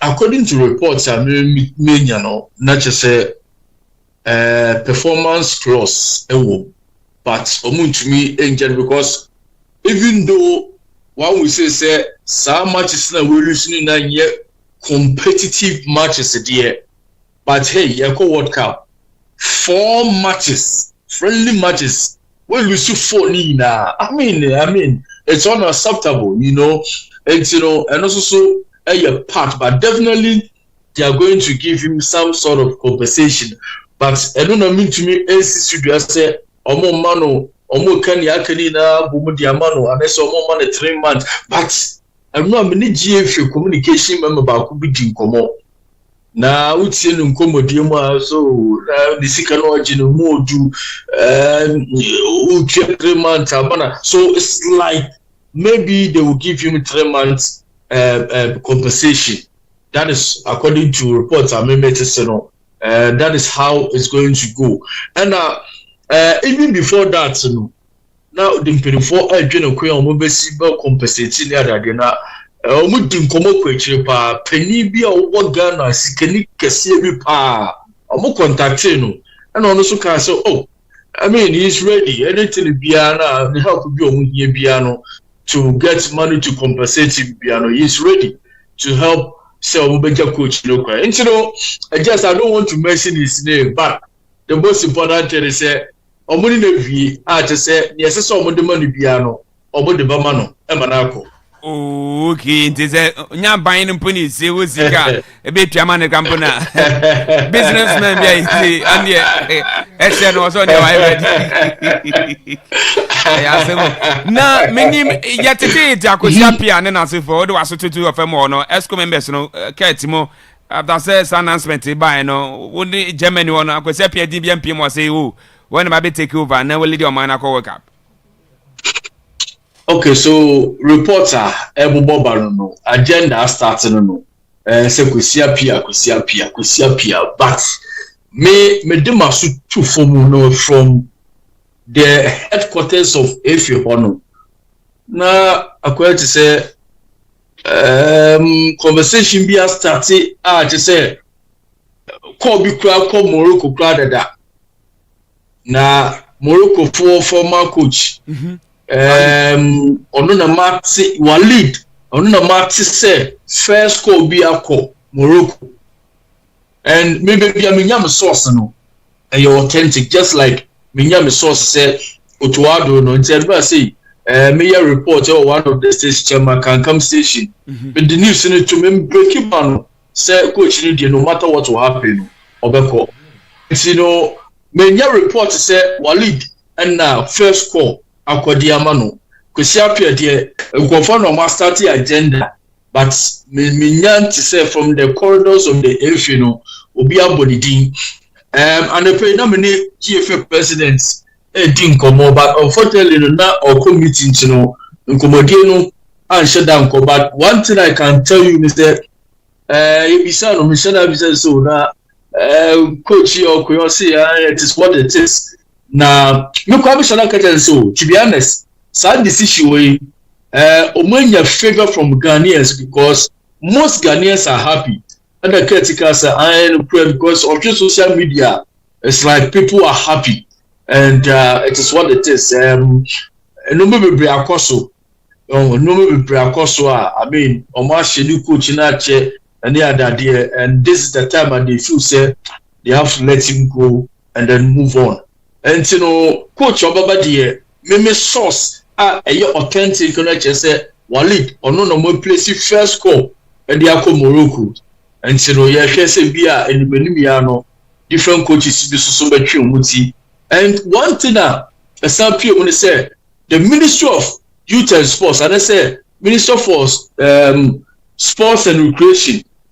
akache before they say now they are ready coach bia oya top notch some board worker no more than the banner team no etimi fun to my friend because Tago to be honest with you Shanwa Osha stadium ho even before the game the Ghanaian community awon de omoye no Okroma ha no ebu adwene ntiase so from also Stuttgart had here ahawa anti Ghanaians enche da ni ha bebreg oba Germany abia Ghana for hopa here Düsseldorf Berlin Hamburg any other there but eno nipa doma omubegu kroma ha omu na ye Ghana for no na ebu adwene ntiase so all what they need ni say sim no ebe wini keke e dia momo eno a hwe team no lose you but official performance na it was better than Austria game no and they were happy so at least you know they've seen a bit of improvement to be a team no that is all what Ghanaians want say team no ebe bobo fe na team no be wini but some ball no ulusu na ball na wo ball so enkoyi I mean obviously you are pushing Ghanaians away from the team and the ministry no akachi efifo no say they are ready say coach bi oya available oya top notch obetumi within this space no obetumi abehye team no na yakọ World Cup because NDC government President Mahama he's bent say team no ebekọ akoya ade e US and so they are doing everything possible say US na yekono sabi yenkọ na yenkọ free mu group stage na yesan befie and you know they are ready to pay any amount provided say coach you know ewenumunyam coach obetumi edi na numunyam no na philosophy ebe impact wo team no so na team no etumi move forward you Frank you better send up cause on the monitor show no bibie ni a you better to ahoma no biem na nkomode atimi ato so da send up paper fantastic no so me da se pa bi chi obia ejo so enti yenia Frank akwesi agenda pipa man na otene nka se ye ne edin komo from Germany enti na o camp obi na enra news ne ebreke enti ebehwe na yakwa bedwafo ne abomodian etimi da hyehyɛ so voices na aka no ye de beto is a news on mood the senior national team the Black Stars of Ghana is aka 72 days na World Cup no you have started over Germany is yeah so yenya bi yenya bi ndide na ebi mo say mo fa Amorim why Manu Amorim ana sa abo afa na so Indian we don't call Nkrumah no go Amorim be boy no we don't call Nkrumah onje Amorim ni me so nko Nkrumah ni kuro ho nyina ya ma aduma ni ho ye be pa bia ma na hye Okay. Usain. Kofi Tango. Ma yentua no. Mo hu se ni bere sama ba no mo didi agro. Ba be ka he. Ni we ka kire mo. Tango. Yankai. Okay. Enra. Enra cry anadwi ya about 1 to 2 ya na yete from Ghana here say coach Otuado ya sake no nti dodo na adai omunya ne no mu say ne Otuado wonye coach biem for the World Cup. Now, in fact, I want a lot of people to understand Nyoma akoso ne mra ya no glorious opportunity I waste because me ma wo pains mu share since Otuado be a head coach no and I said be na me be kan wa the last time where we qualified for the World Cup metenase trying to reflect and me baba kan asemi kire mo say nti Ghana pa munya we say Otuado onya de he cannot coach our team but my ye din say yemfa no nko World Cup. I made some video about that say obi enim say coach ne nya de but obi ye din say yemfa ne nko World Cup ana me nkwa na me hu nyoma different Kofi and with just 72 days to start the World Cup no afei ne yemu so Otuado onya de da sana me kan and ne yehu say Otuado onya de. Now Ghanaians shouldn't just be happy say Otuado any hobby mo, but the whole mess that has been created already, problem that has been caused, precious time that has been wasted. And yebini first and this government you know and as sports minister say omo no be take in charge but onim say sorry Otuado performance in fact reports technical reports any omo busa GFA for in a meeting say coach na or the national team na ye adwuma no ne money say no ono minister no omo ni chidie ba ku say so Otuado dey so coach a team and it was the cry of the government but nan crofont ase time wa GFA ne yes on be appointed coach no even the then government Nana Akufo-Addo time they never wanted Otuado. It was the GFA that insisted for the first time abai national team abai ne tuaka no GFA and actually coach our own coach on the same time you build consensus right okay yes you say but when a huge disagreement but GFA for say yes Otuado be coach no be coach and e dey be na dey because opompo mo na manage national team so in a way no so am say own coach here fine why Ghana ni okay Otuado e coach this very government buy so Otuado more than more realize say nye this FA insisted say still Otuado name coach this is the same coach time I hear per coaches GFA president because no time for matrama kwe ye me try your luck bia wa ha no ye po bia wa bo be obi a wa bene a certain criteria to what say ye pe coach one wo ye proven winner Otuado admit this criteria and so he proven winner they gave him the job almost certain criteria to say coach ye pe coach at least over 15 years experience Otuado or me ho ye de adwuma na ma no omo an ko certain criteria to ho see ye pe coach ya what the style of play the style of play needs to suit to Ghana football DNA now you able say Otuado so style of play what's there okay one the certain criteria no the code didn't meet omo the adwuma na man one the certain criteria say ye pe coach ya onim game ready na afei so otibi build project say team no wa build this squad Otuado nye bi wo ba bi ya you probably you proving no omo the man. The first problem started way before that because the same people that appointed Chris Hughton, GFA vice president on Friday, Macado, Cocoa board mine, Randy Abbey. Sa committee na quaterasi ko appointed Chris Hughton bre yen. Emma, that time Chris Hughton back I me be do the same thing. And me new get Ghana dey be the choice of coaches no. Yam fa the oya dey da o. Enti GFA for na nkasa na yese ene hwe ya tena se I wasted precious time ene me ya no precious time mra enke betimi dia build a team ni ya sign ne kwa hwe minim say the next coach beba And with this, I know so I'm see on lessons, and they will bring in a coach who is top for once, at least a top-notch coach, at least a proven coach. Omaya ye de $30 million. Ebe for supporters akwodie. Coach papa bi no we asa ye ntimi tuaneka for this World Cup. Say I didn't sign 1 year and 2 years. Coach papa bi no ye ntimi mfa no. Ye no bi ye petete ye de $30 million. Ebe sponsor supporters akọ. Na coach obeje say. Obeje say.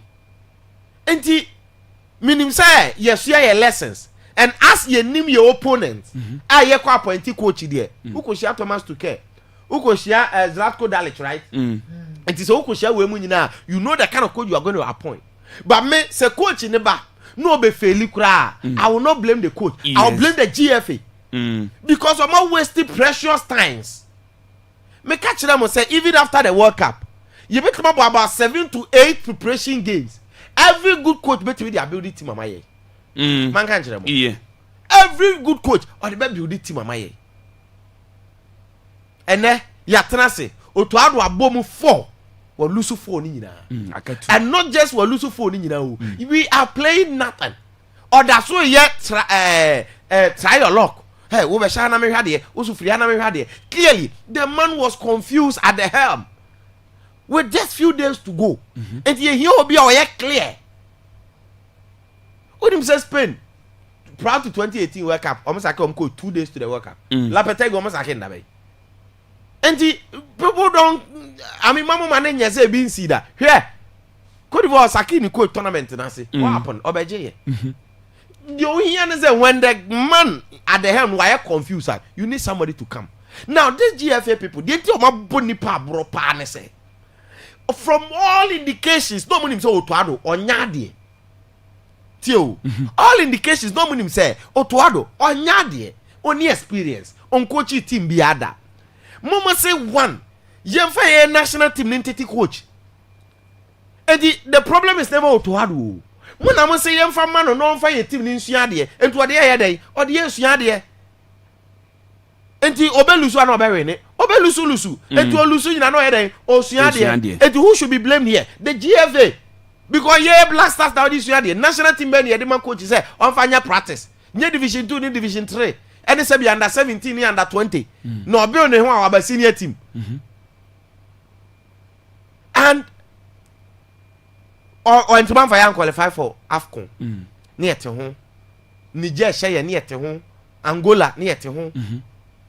Now other teams. Now ya bo after the World Cup qualifies, you know. 4 friendly games, precious ones. Japan share 2-0, South Korea share 1-0, Nano Austria share 5, and Germany the end meaning so Germany and then can share Germany. No, the coach deserve a sack that before the Germany game. The me say and top coach by he would have used the other game to prepare very well. And Casamre no you team be prepare. Coaches no team be strength at any game. Can level be a no. And Kebabo Wales, Mexico, any other matches. Na near Koyanim, this same coach, Oshia Mexico, no, Omodia Diagro, this same coach, Yabo US, Omodia Diagro, these countries. And clearly, he understands nothing. Let's be very honest. But this GFA insisted, say, change na ye more to adum coachy. Now, from all indications, coach ya, Kofi, Munim saw a nyadi, Mama an assistant coach 5.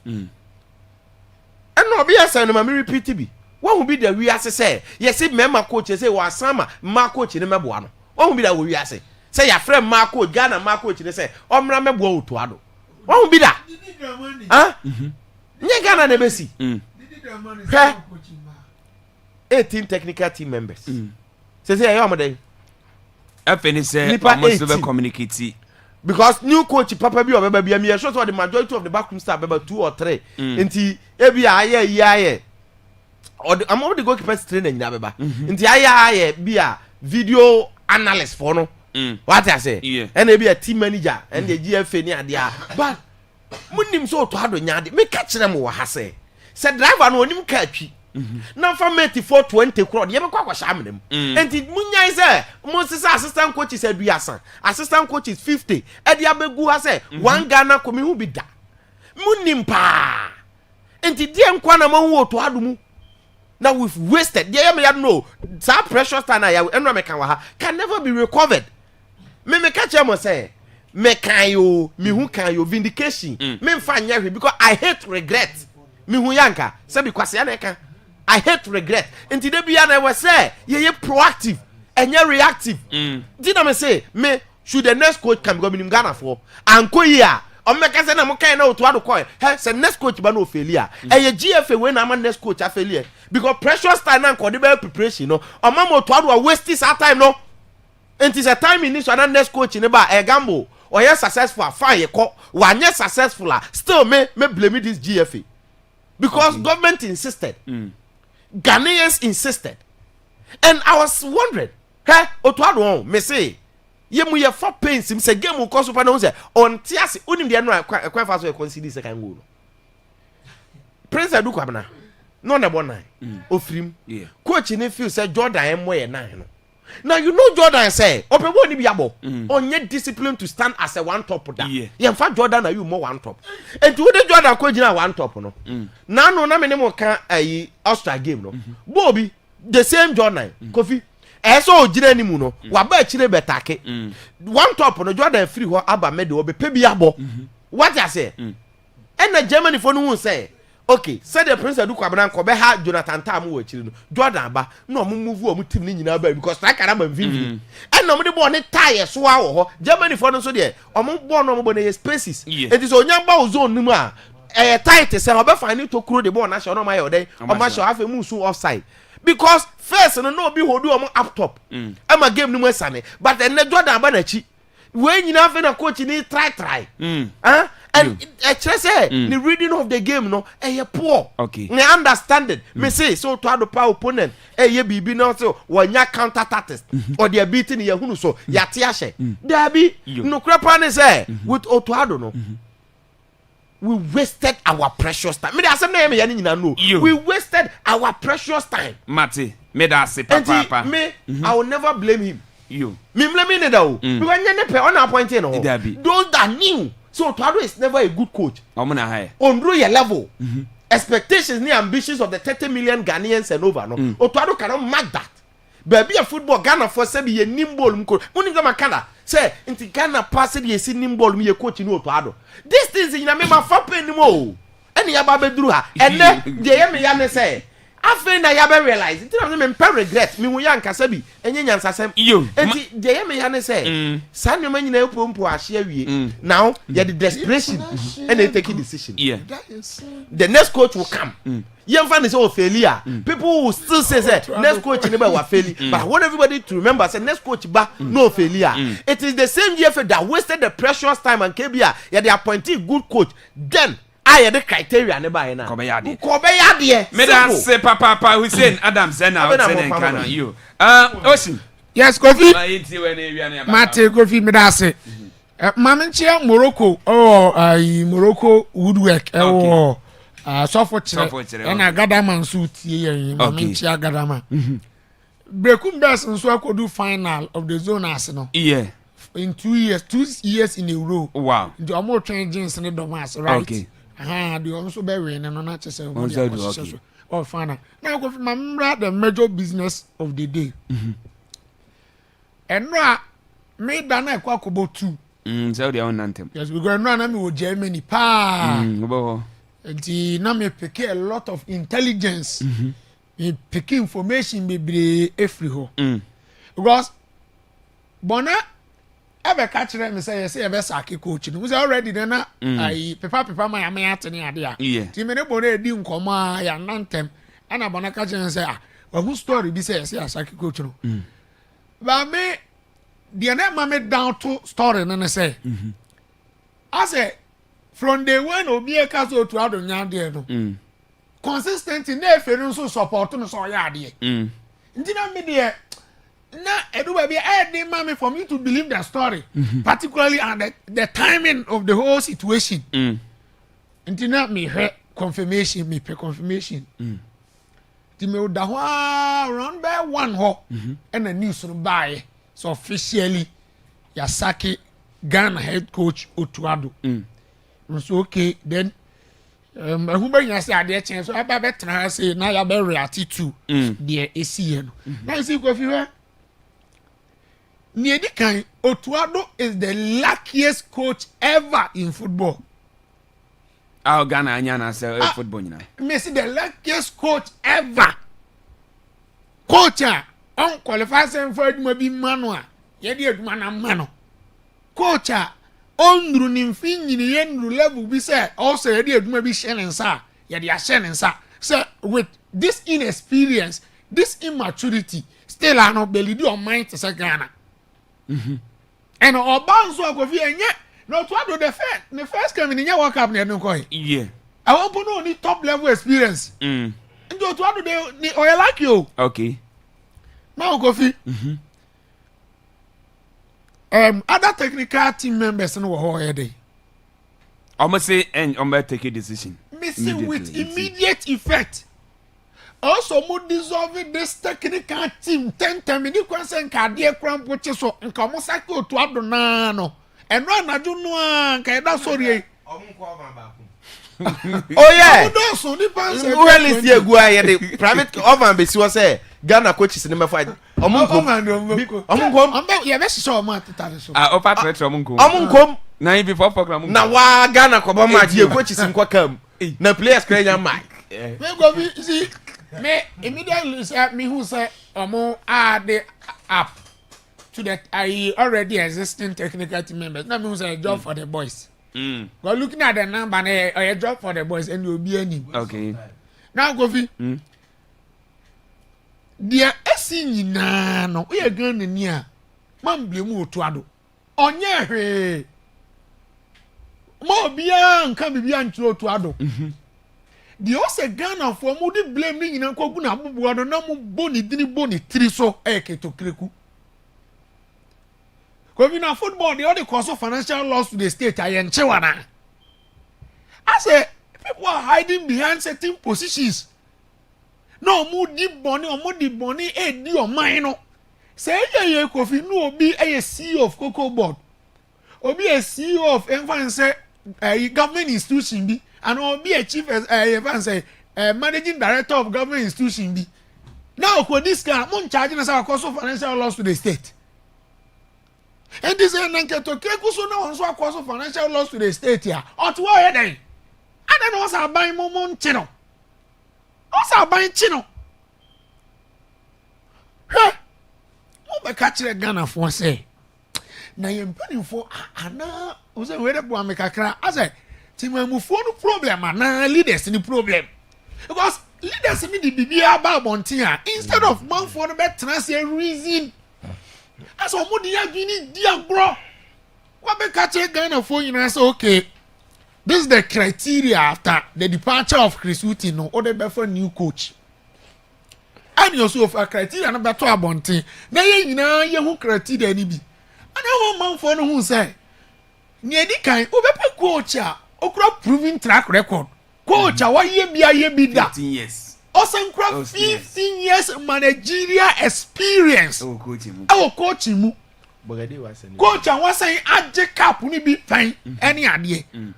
So if you are to go by that criteria, there, then my man for you know who say, "Oh, the coach, oh deserve say ampa blasters run no lead a technical team nebeba." And you better say, even with that. Mo power bejokuo committee ana omunhwe mfa coach mra am the secretary and by yet after few months and yet who say ye dey aduma ne be mo to ado ye dey no obi anim so when command go for di party and some no mo aka no enya do mo de be ye aduma because mo man for no mo de Ghana for na edi agro eventually the man for no susu ye no ane kofi e ba mu na mo kofo to ado meaning mo criteria na mo de to so mo be gina so ahwe yi coach no mo di so Ghana for an kan we ne eto ye he omo obi e be twa ntro we adada Ghana for akoma ye nyina national team a e ka both NDC and MPP nyina bom national team e duro nye nyina support a ye ni party A party B Ghana for akuma the soul of the country no o de adi agro I ne basadi am the unqualified. Fair enough. You see, yeah, the aduma no mo to ado awi. Obia nim so to ado qualify so coaching national team no. And to buy any de no ye bia no, ye mo bi na enye enwoma, but ade abako afre ni say Ghana for ntia bias. We are the de e wa no. Nti yen hwe e bia na ayeye. Obefa de no ntimi nso a, obre Otuado Obianin said the man was struggling to get the job done. Otuado who saw the tactics in yet, the game management in yet, the formation yet, the reading of the game in yet. Coach cry we now the cry we are some so no ni style of play, ni philosophy. Based on opponent na ko sia do na kire de on fan kongo sia no. Enju ana ko sia Djibouti a. Otuado no had a press conference abia boko. And you go share Djibouti as me study Djibouti. Answer the man who me first one me be share Djibouti. What are you telling me? And you tell me say, mo me hero Otuado ni coaching ni mo so mo ye sure so or not na class sua de you for sessions no. No no sua de. Say so kro you for pro dances. Ndu ko mo ye sure say na ye kira de na Otuado no class ko sua bi de. Am organize seminar ni ade na no ko sua bi. Ontuadu hu aduma no so. Onhu aduma no so no. Na keto kreko ye efe president for Ghana. Asiye kasa Otuado ampa unyade obi Ghana fo nyina ni so unyade onhu aduma no so. Na mo still anu de me the national team na chaw. Enti sese krampo no me se ma onipa dodo bebre sa omo mebo aw. For the first time in TV in the history of football, say national team assistant coach is yenum. In the history of Ghana football, national coach be assistant eye num minti bi da mi hu bi da Kofi ade omokwa wo ana okwa wo kra wa badi ya commander krampo no na badi ya chirefo be enum omokwa wo a brigadier general na fra lieutenant na badi ya chirefo ye enum omokwa patanto kwampo na badi ya chirefo be enum na keto kerku de omokwa kaka ho na odi omokwa ka ho no so a asibu so ankoye and finally moja na kwan na oni nyina baba be wie say entika omabo no Otuado ho if Otuado I stand to be correct odo ye Ghana coach etua na ka kesi pa o $50,000 yes na assistant coach sika omoji nyina ne ade so good nti so ka other technical team members no sika omoje then no say ka Otuado ni sika abomu a we are talking about more than over 10 billion. And yes, 18 so cut 18 in abomu a we are talking about 18 bien no German 3p. And I mean by your mom allowances. Yes, I'm going to allowances ya o man sika na ye mom. Say per diem ni na se. John Betson na yi. Na mo de mo ni contract. Sanity here. Anti see Kofi. The see bia yemblemu keto kreku. Okay. Because time na no sen kan om de pam Otuado after half corner no. Ye fail say you ntimi an qualify na. Ehwa pepepe. Okay. Say we baby Kofi say mudi aba begina. I understand. Say you were certain decisions you ho mu take here. Emra tournament get so close. Even time a tournament kure koso. Yetim pam coach bi no obi aba. But I tell you so Kofi. How many times no one say tournament ben ayo pam coach bi a ye di new coach aba wetima be bibi. Ze nanu ye example of Ivory Coast. Ivory Coast Kofi, why can be different from AFCON? Ultimate for AFCON met to World Cup ho. What in common say Spain when you learn the protagonist go do his time no World Cup no. Wanya Spain anya we. You get the point so no crap and say. The timing of this decision man here double trouble. Okay. A man here double trouble. Where go fi ye kan ye team na aduma wo ho. Aduma wo ho pa. Now in conclusion, na ma wi. Ghana ni bia ni so Otuado nyade. Ghana ni bia. Yes, the decision is right. But my problem is the timing. Timing in you. yɛmfa no nto nkyɛn na mmom yɛkan sɛ Kofi Otuado nyade no sometimes yɛnka anibrese ni bi nkyerɛ players no omayede players no bo national team no Kofi omu nyira nya serious say near the bo national team now no me say we friendly match in Australia for now ye ni omo boy hwɛ de omo ye and the players no more commitment level omo attitude on the field of play enye yenka bibi so nkyerɛ players no omo asa Thomas Partey say ni referee bobo o na Saudi man na no mo ka say dey to ni be dey ye no bi na suma no say players ni nyina omo nyina referee bobo ai they are to no down yes and to Kofi yaka say coach ni nyade no the players also have responsibility say o mind no mo som no okay and to say share national team jersey na ko nyina go prama so a enye bibia na ye coach also you mu say won som mind okay who jinam the more mind o yiro ho and ye bo coach na chi no ye players no so asa o attitude enye okay me da say eno the tactical man ocean out in kano enche ye ne blales bedin comot ya osisi ne no echi no course no yetimi aba mo na no ye na yise ne maame ba panyini entwa dora na ye ne timi course e katu nti abuzu fa ofiase nti blales onya call kakra free nti oba pe na ye da shisha so aha Akwaaba radio 98.1 channel so Akwaaba sports arena ananopi ye de ma blasters ese coach Otuado jano kwan 72 days ono na say di bakonditi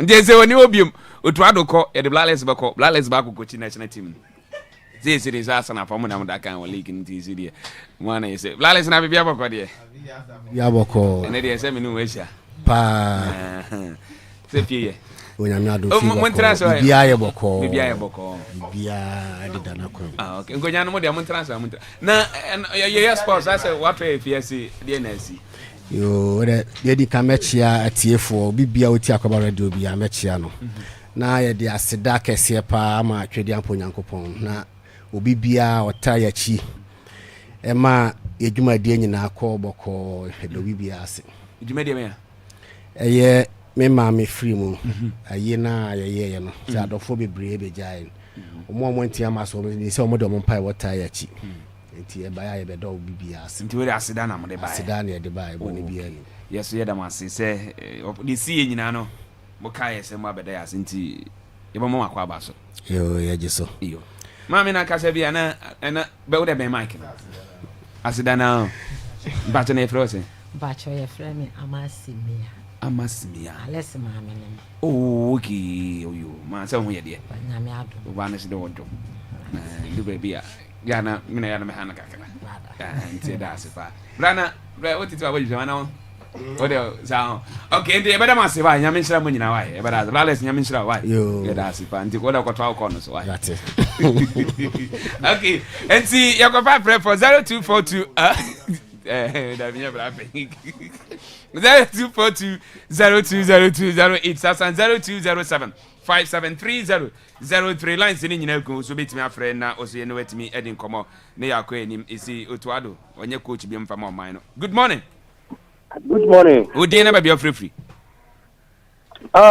Sago kalim ka se bi shiatire karmi yenti o nsu atre cheze ya bi fi anka no kre coach no onya ade mum na ensusu se ye hedi se ya country bi se jamai tema na Ghana ye gina na so fa ye misa se ye tindi o mo bo draw kura pe yana aye no mo bo draw bi no mo se 2014 no bo draw World Cup yo oria se World Cup wa se na wo kai Friendly match ya ni mo bo yin obi kuro mu tin share 5-1 ni 6-1 ni nyina okay and ti fa ti se danka ye put division no na wo se ka ye team pe Burkina Libya no me Mate Karimia da say on na akan wie. Good morning.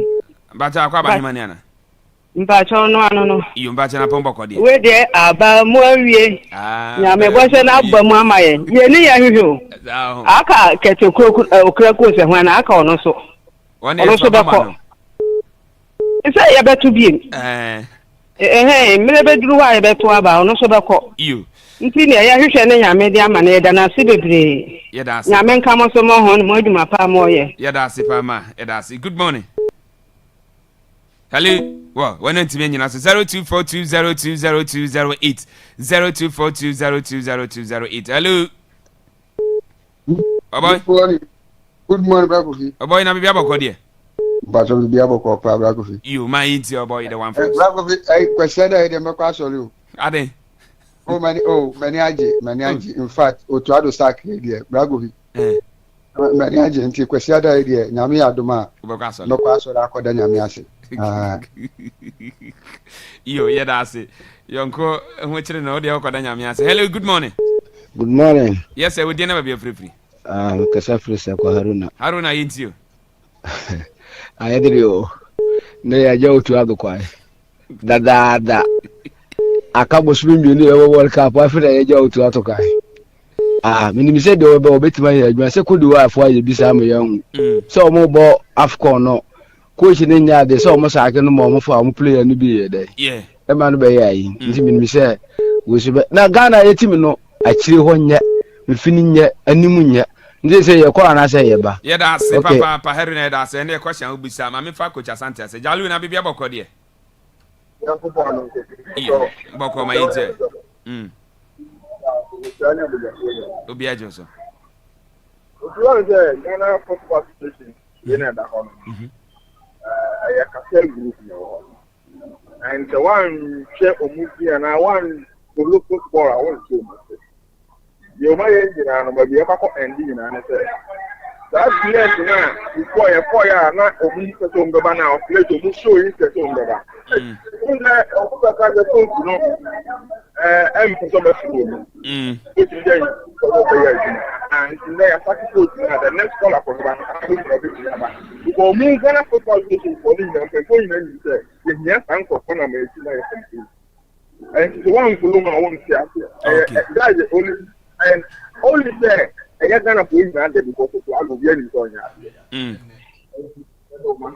you yeda sipa coach Asante jalu na otene kan yemfa obi na yento aso ne yankwe good morning Kofi Tago yes sir kaka paint you yo mini amacha na opano ni nyina Kofi me kasa adwuma yu betimi aye Kofi ese pama ya pamu to ado sa abiri ndi Kofi ujiri se papa mu no Kofi ono pama ze mu kogiri adwuma ya nkasa abiri nka Ghana nka ye too much is kura e board last week ni right nka enusu Kofi me say mimi wo gidie say wo no panel mo betimi aye adwuma no Kofi adwuma na e da ho no no enye di no enye di o what you say enye ni Akwaaba sports panel betimi aye brasters adwuma na ya suo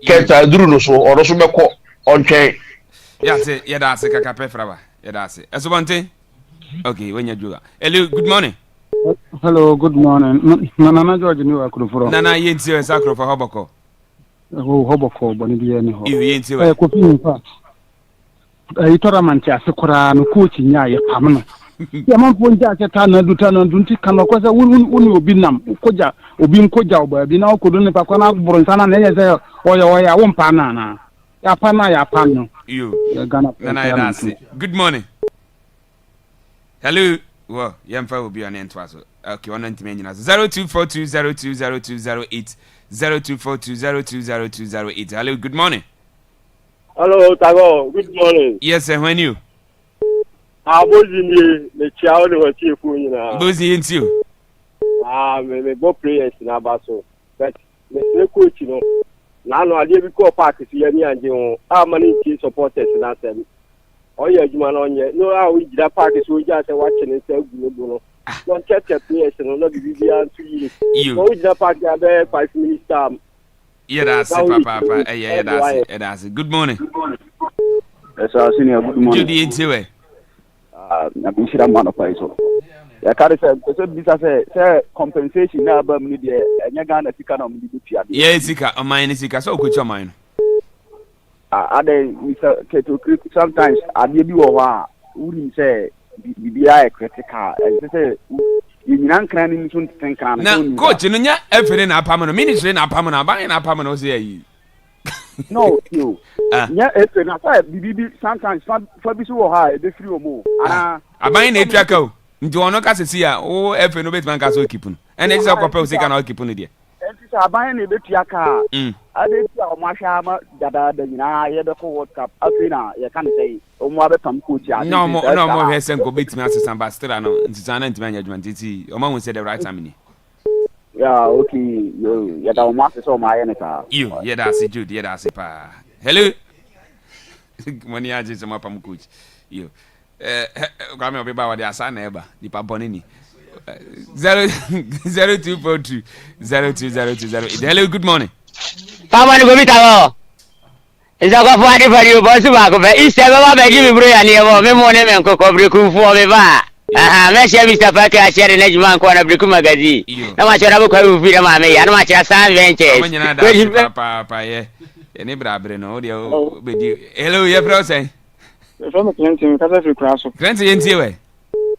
Ko vi na no pa de Ghana mo nyina ye awade kese pa de ma ye se. Ko ju ya pam no. The pa awade Ghana fo nyina ye di awade. Bye bye. Ye da si nyame nshram. Hello. Hello, Tabo. Ye, how are you? Good morning, no kunyeshoko. Ino ki ntie we. We de mamoni adwuma pa ma ya de nyame nshram pa no kura muka. Na oto ado pa ma pam ni media no bu nyiso because omepam na naka o say last 2 years eno ko o so me de omepam oto ado. Na mo jaya ma nipa tiema mo manu ko ti say aka say 4 months I say e ko World Cup no. Ma pam de coach no ba mo atos be no oni best ne ba bu. So ama we tanka kanta we da nka e benya team na jaya dia sise show money. Kanta striker no dina onu mo go defense striker o go defense na ha na nko go ni ma. Okay. Utuado. Mati. Nyamenko, nyamenko. Yeda si papa ni nyamenko pa. Hello. Hello. Ado fi yinti we. Tako mwana na basketball duma. Tako ama mupani utuado no. Yeye yebu tobi no. Na bisa ho se kuma wono. Ya. Ni sasa obenya fi ni ya omo ho. If you say omo man ho an kan ko fa utuado se omo ko si omo kontana. You. Ko si. Ya se ko ni sasa.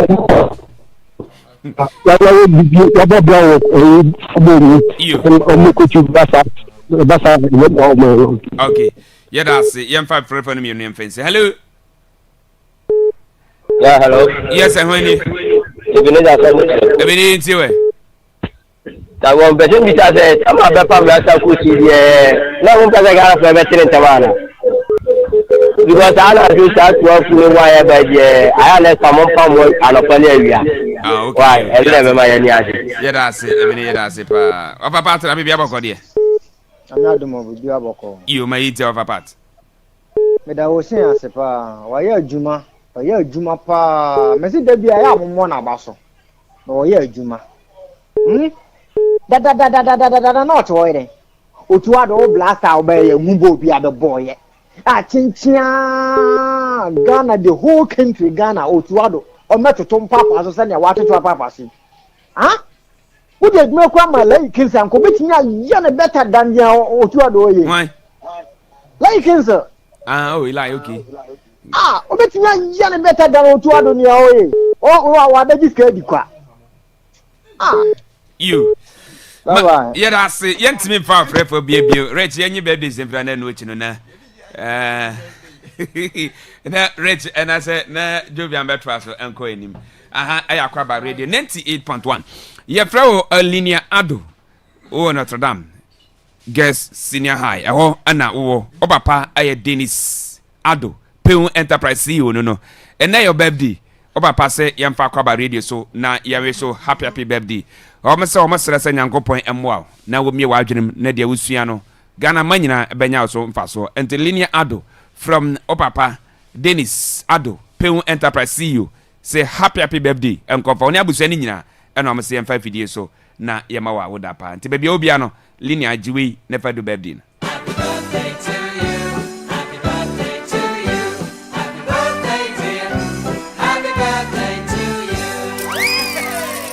You and Tilinia once again happy birthday and fama. Now went from Yenya Eric Ado, sponsor ambassador or Yenyan Catchery FM.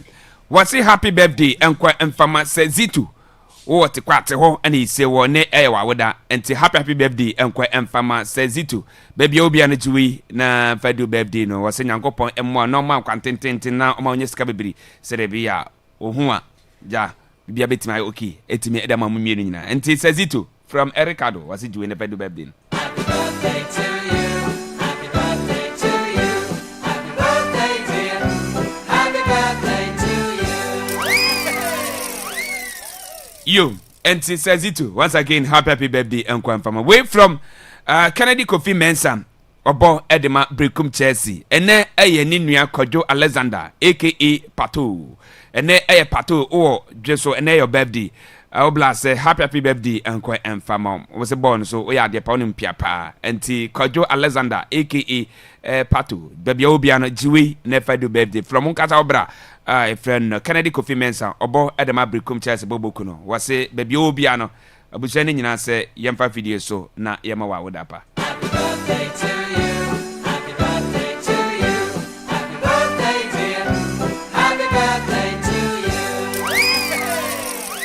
Yo, NTADSC, Mamincha, Asidaben, Fabric, oh no, Central Market or guesting of curtains, natural pay, ho, and Mama Jane face, so Mr. Mo, Omo, is your Mudi Janti, Yachamunina, and Nanopi, Yacha Mumpa Kwaba reading Yaga, Yachamunina, and Nanopi, and a fair day. Oh, a big move fast food, only with Timina, good morning, and Quamfamana face, Sister Quia, where Jollof, oh, main station, Sampa station is joy, Yachao, and Nanopi, Pana face, Yanka Samame. Anti Mary or Central Market, good morning. Yeah, ciao, and Nano Piana.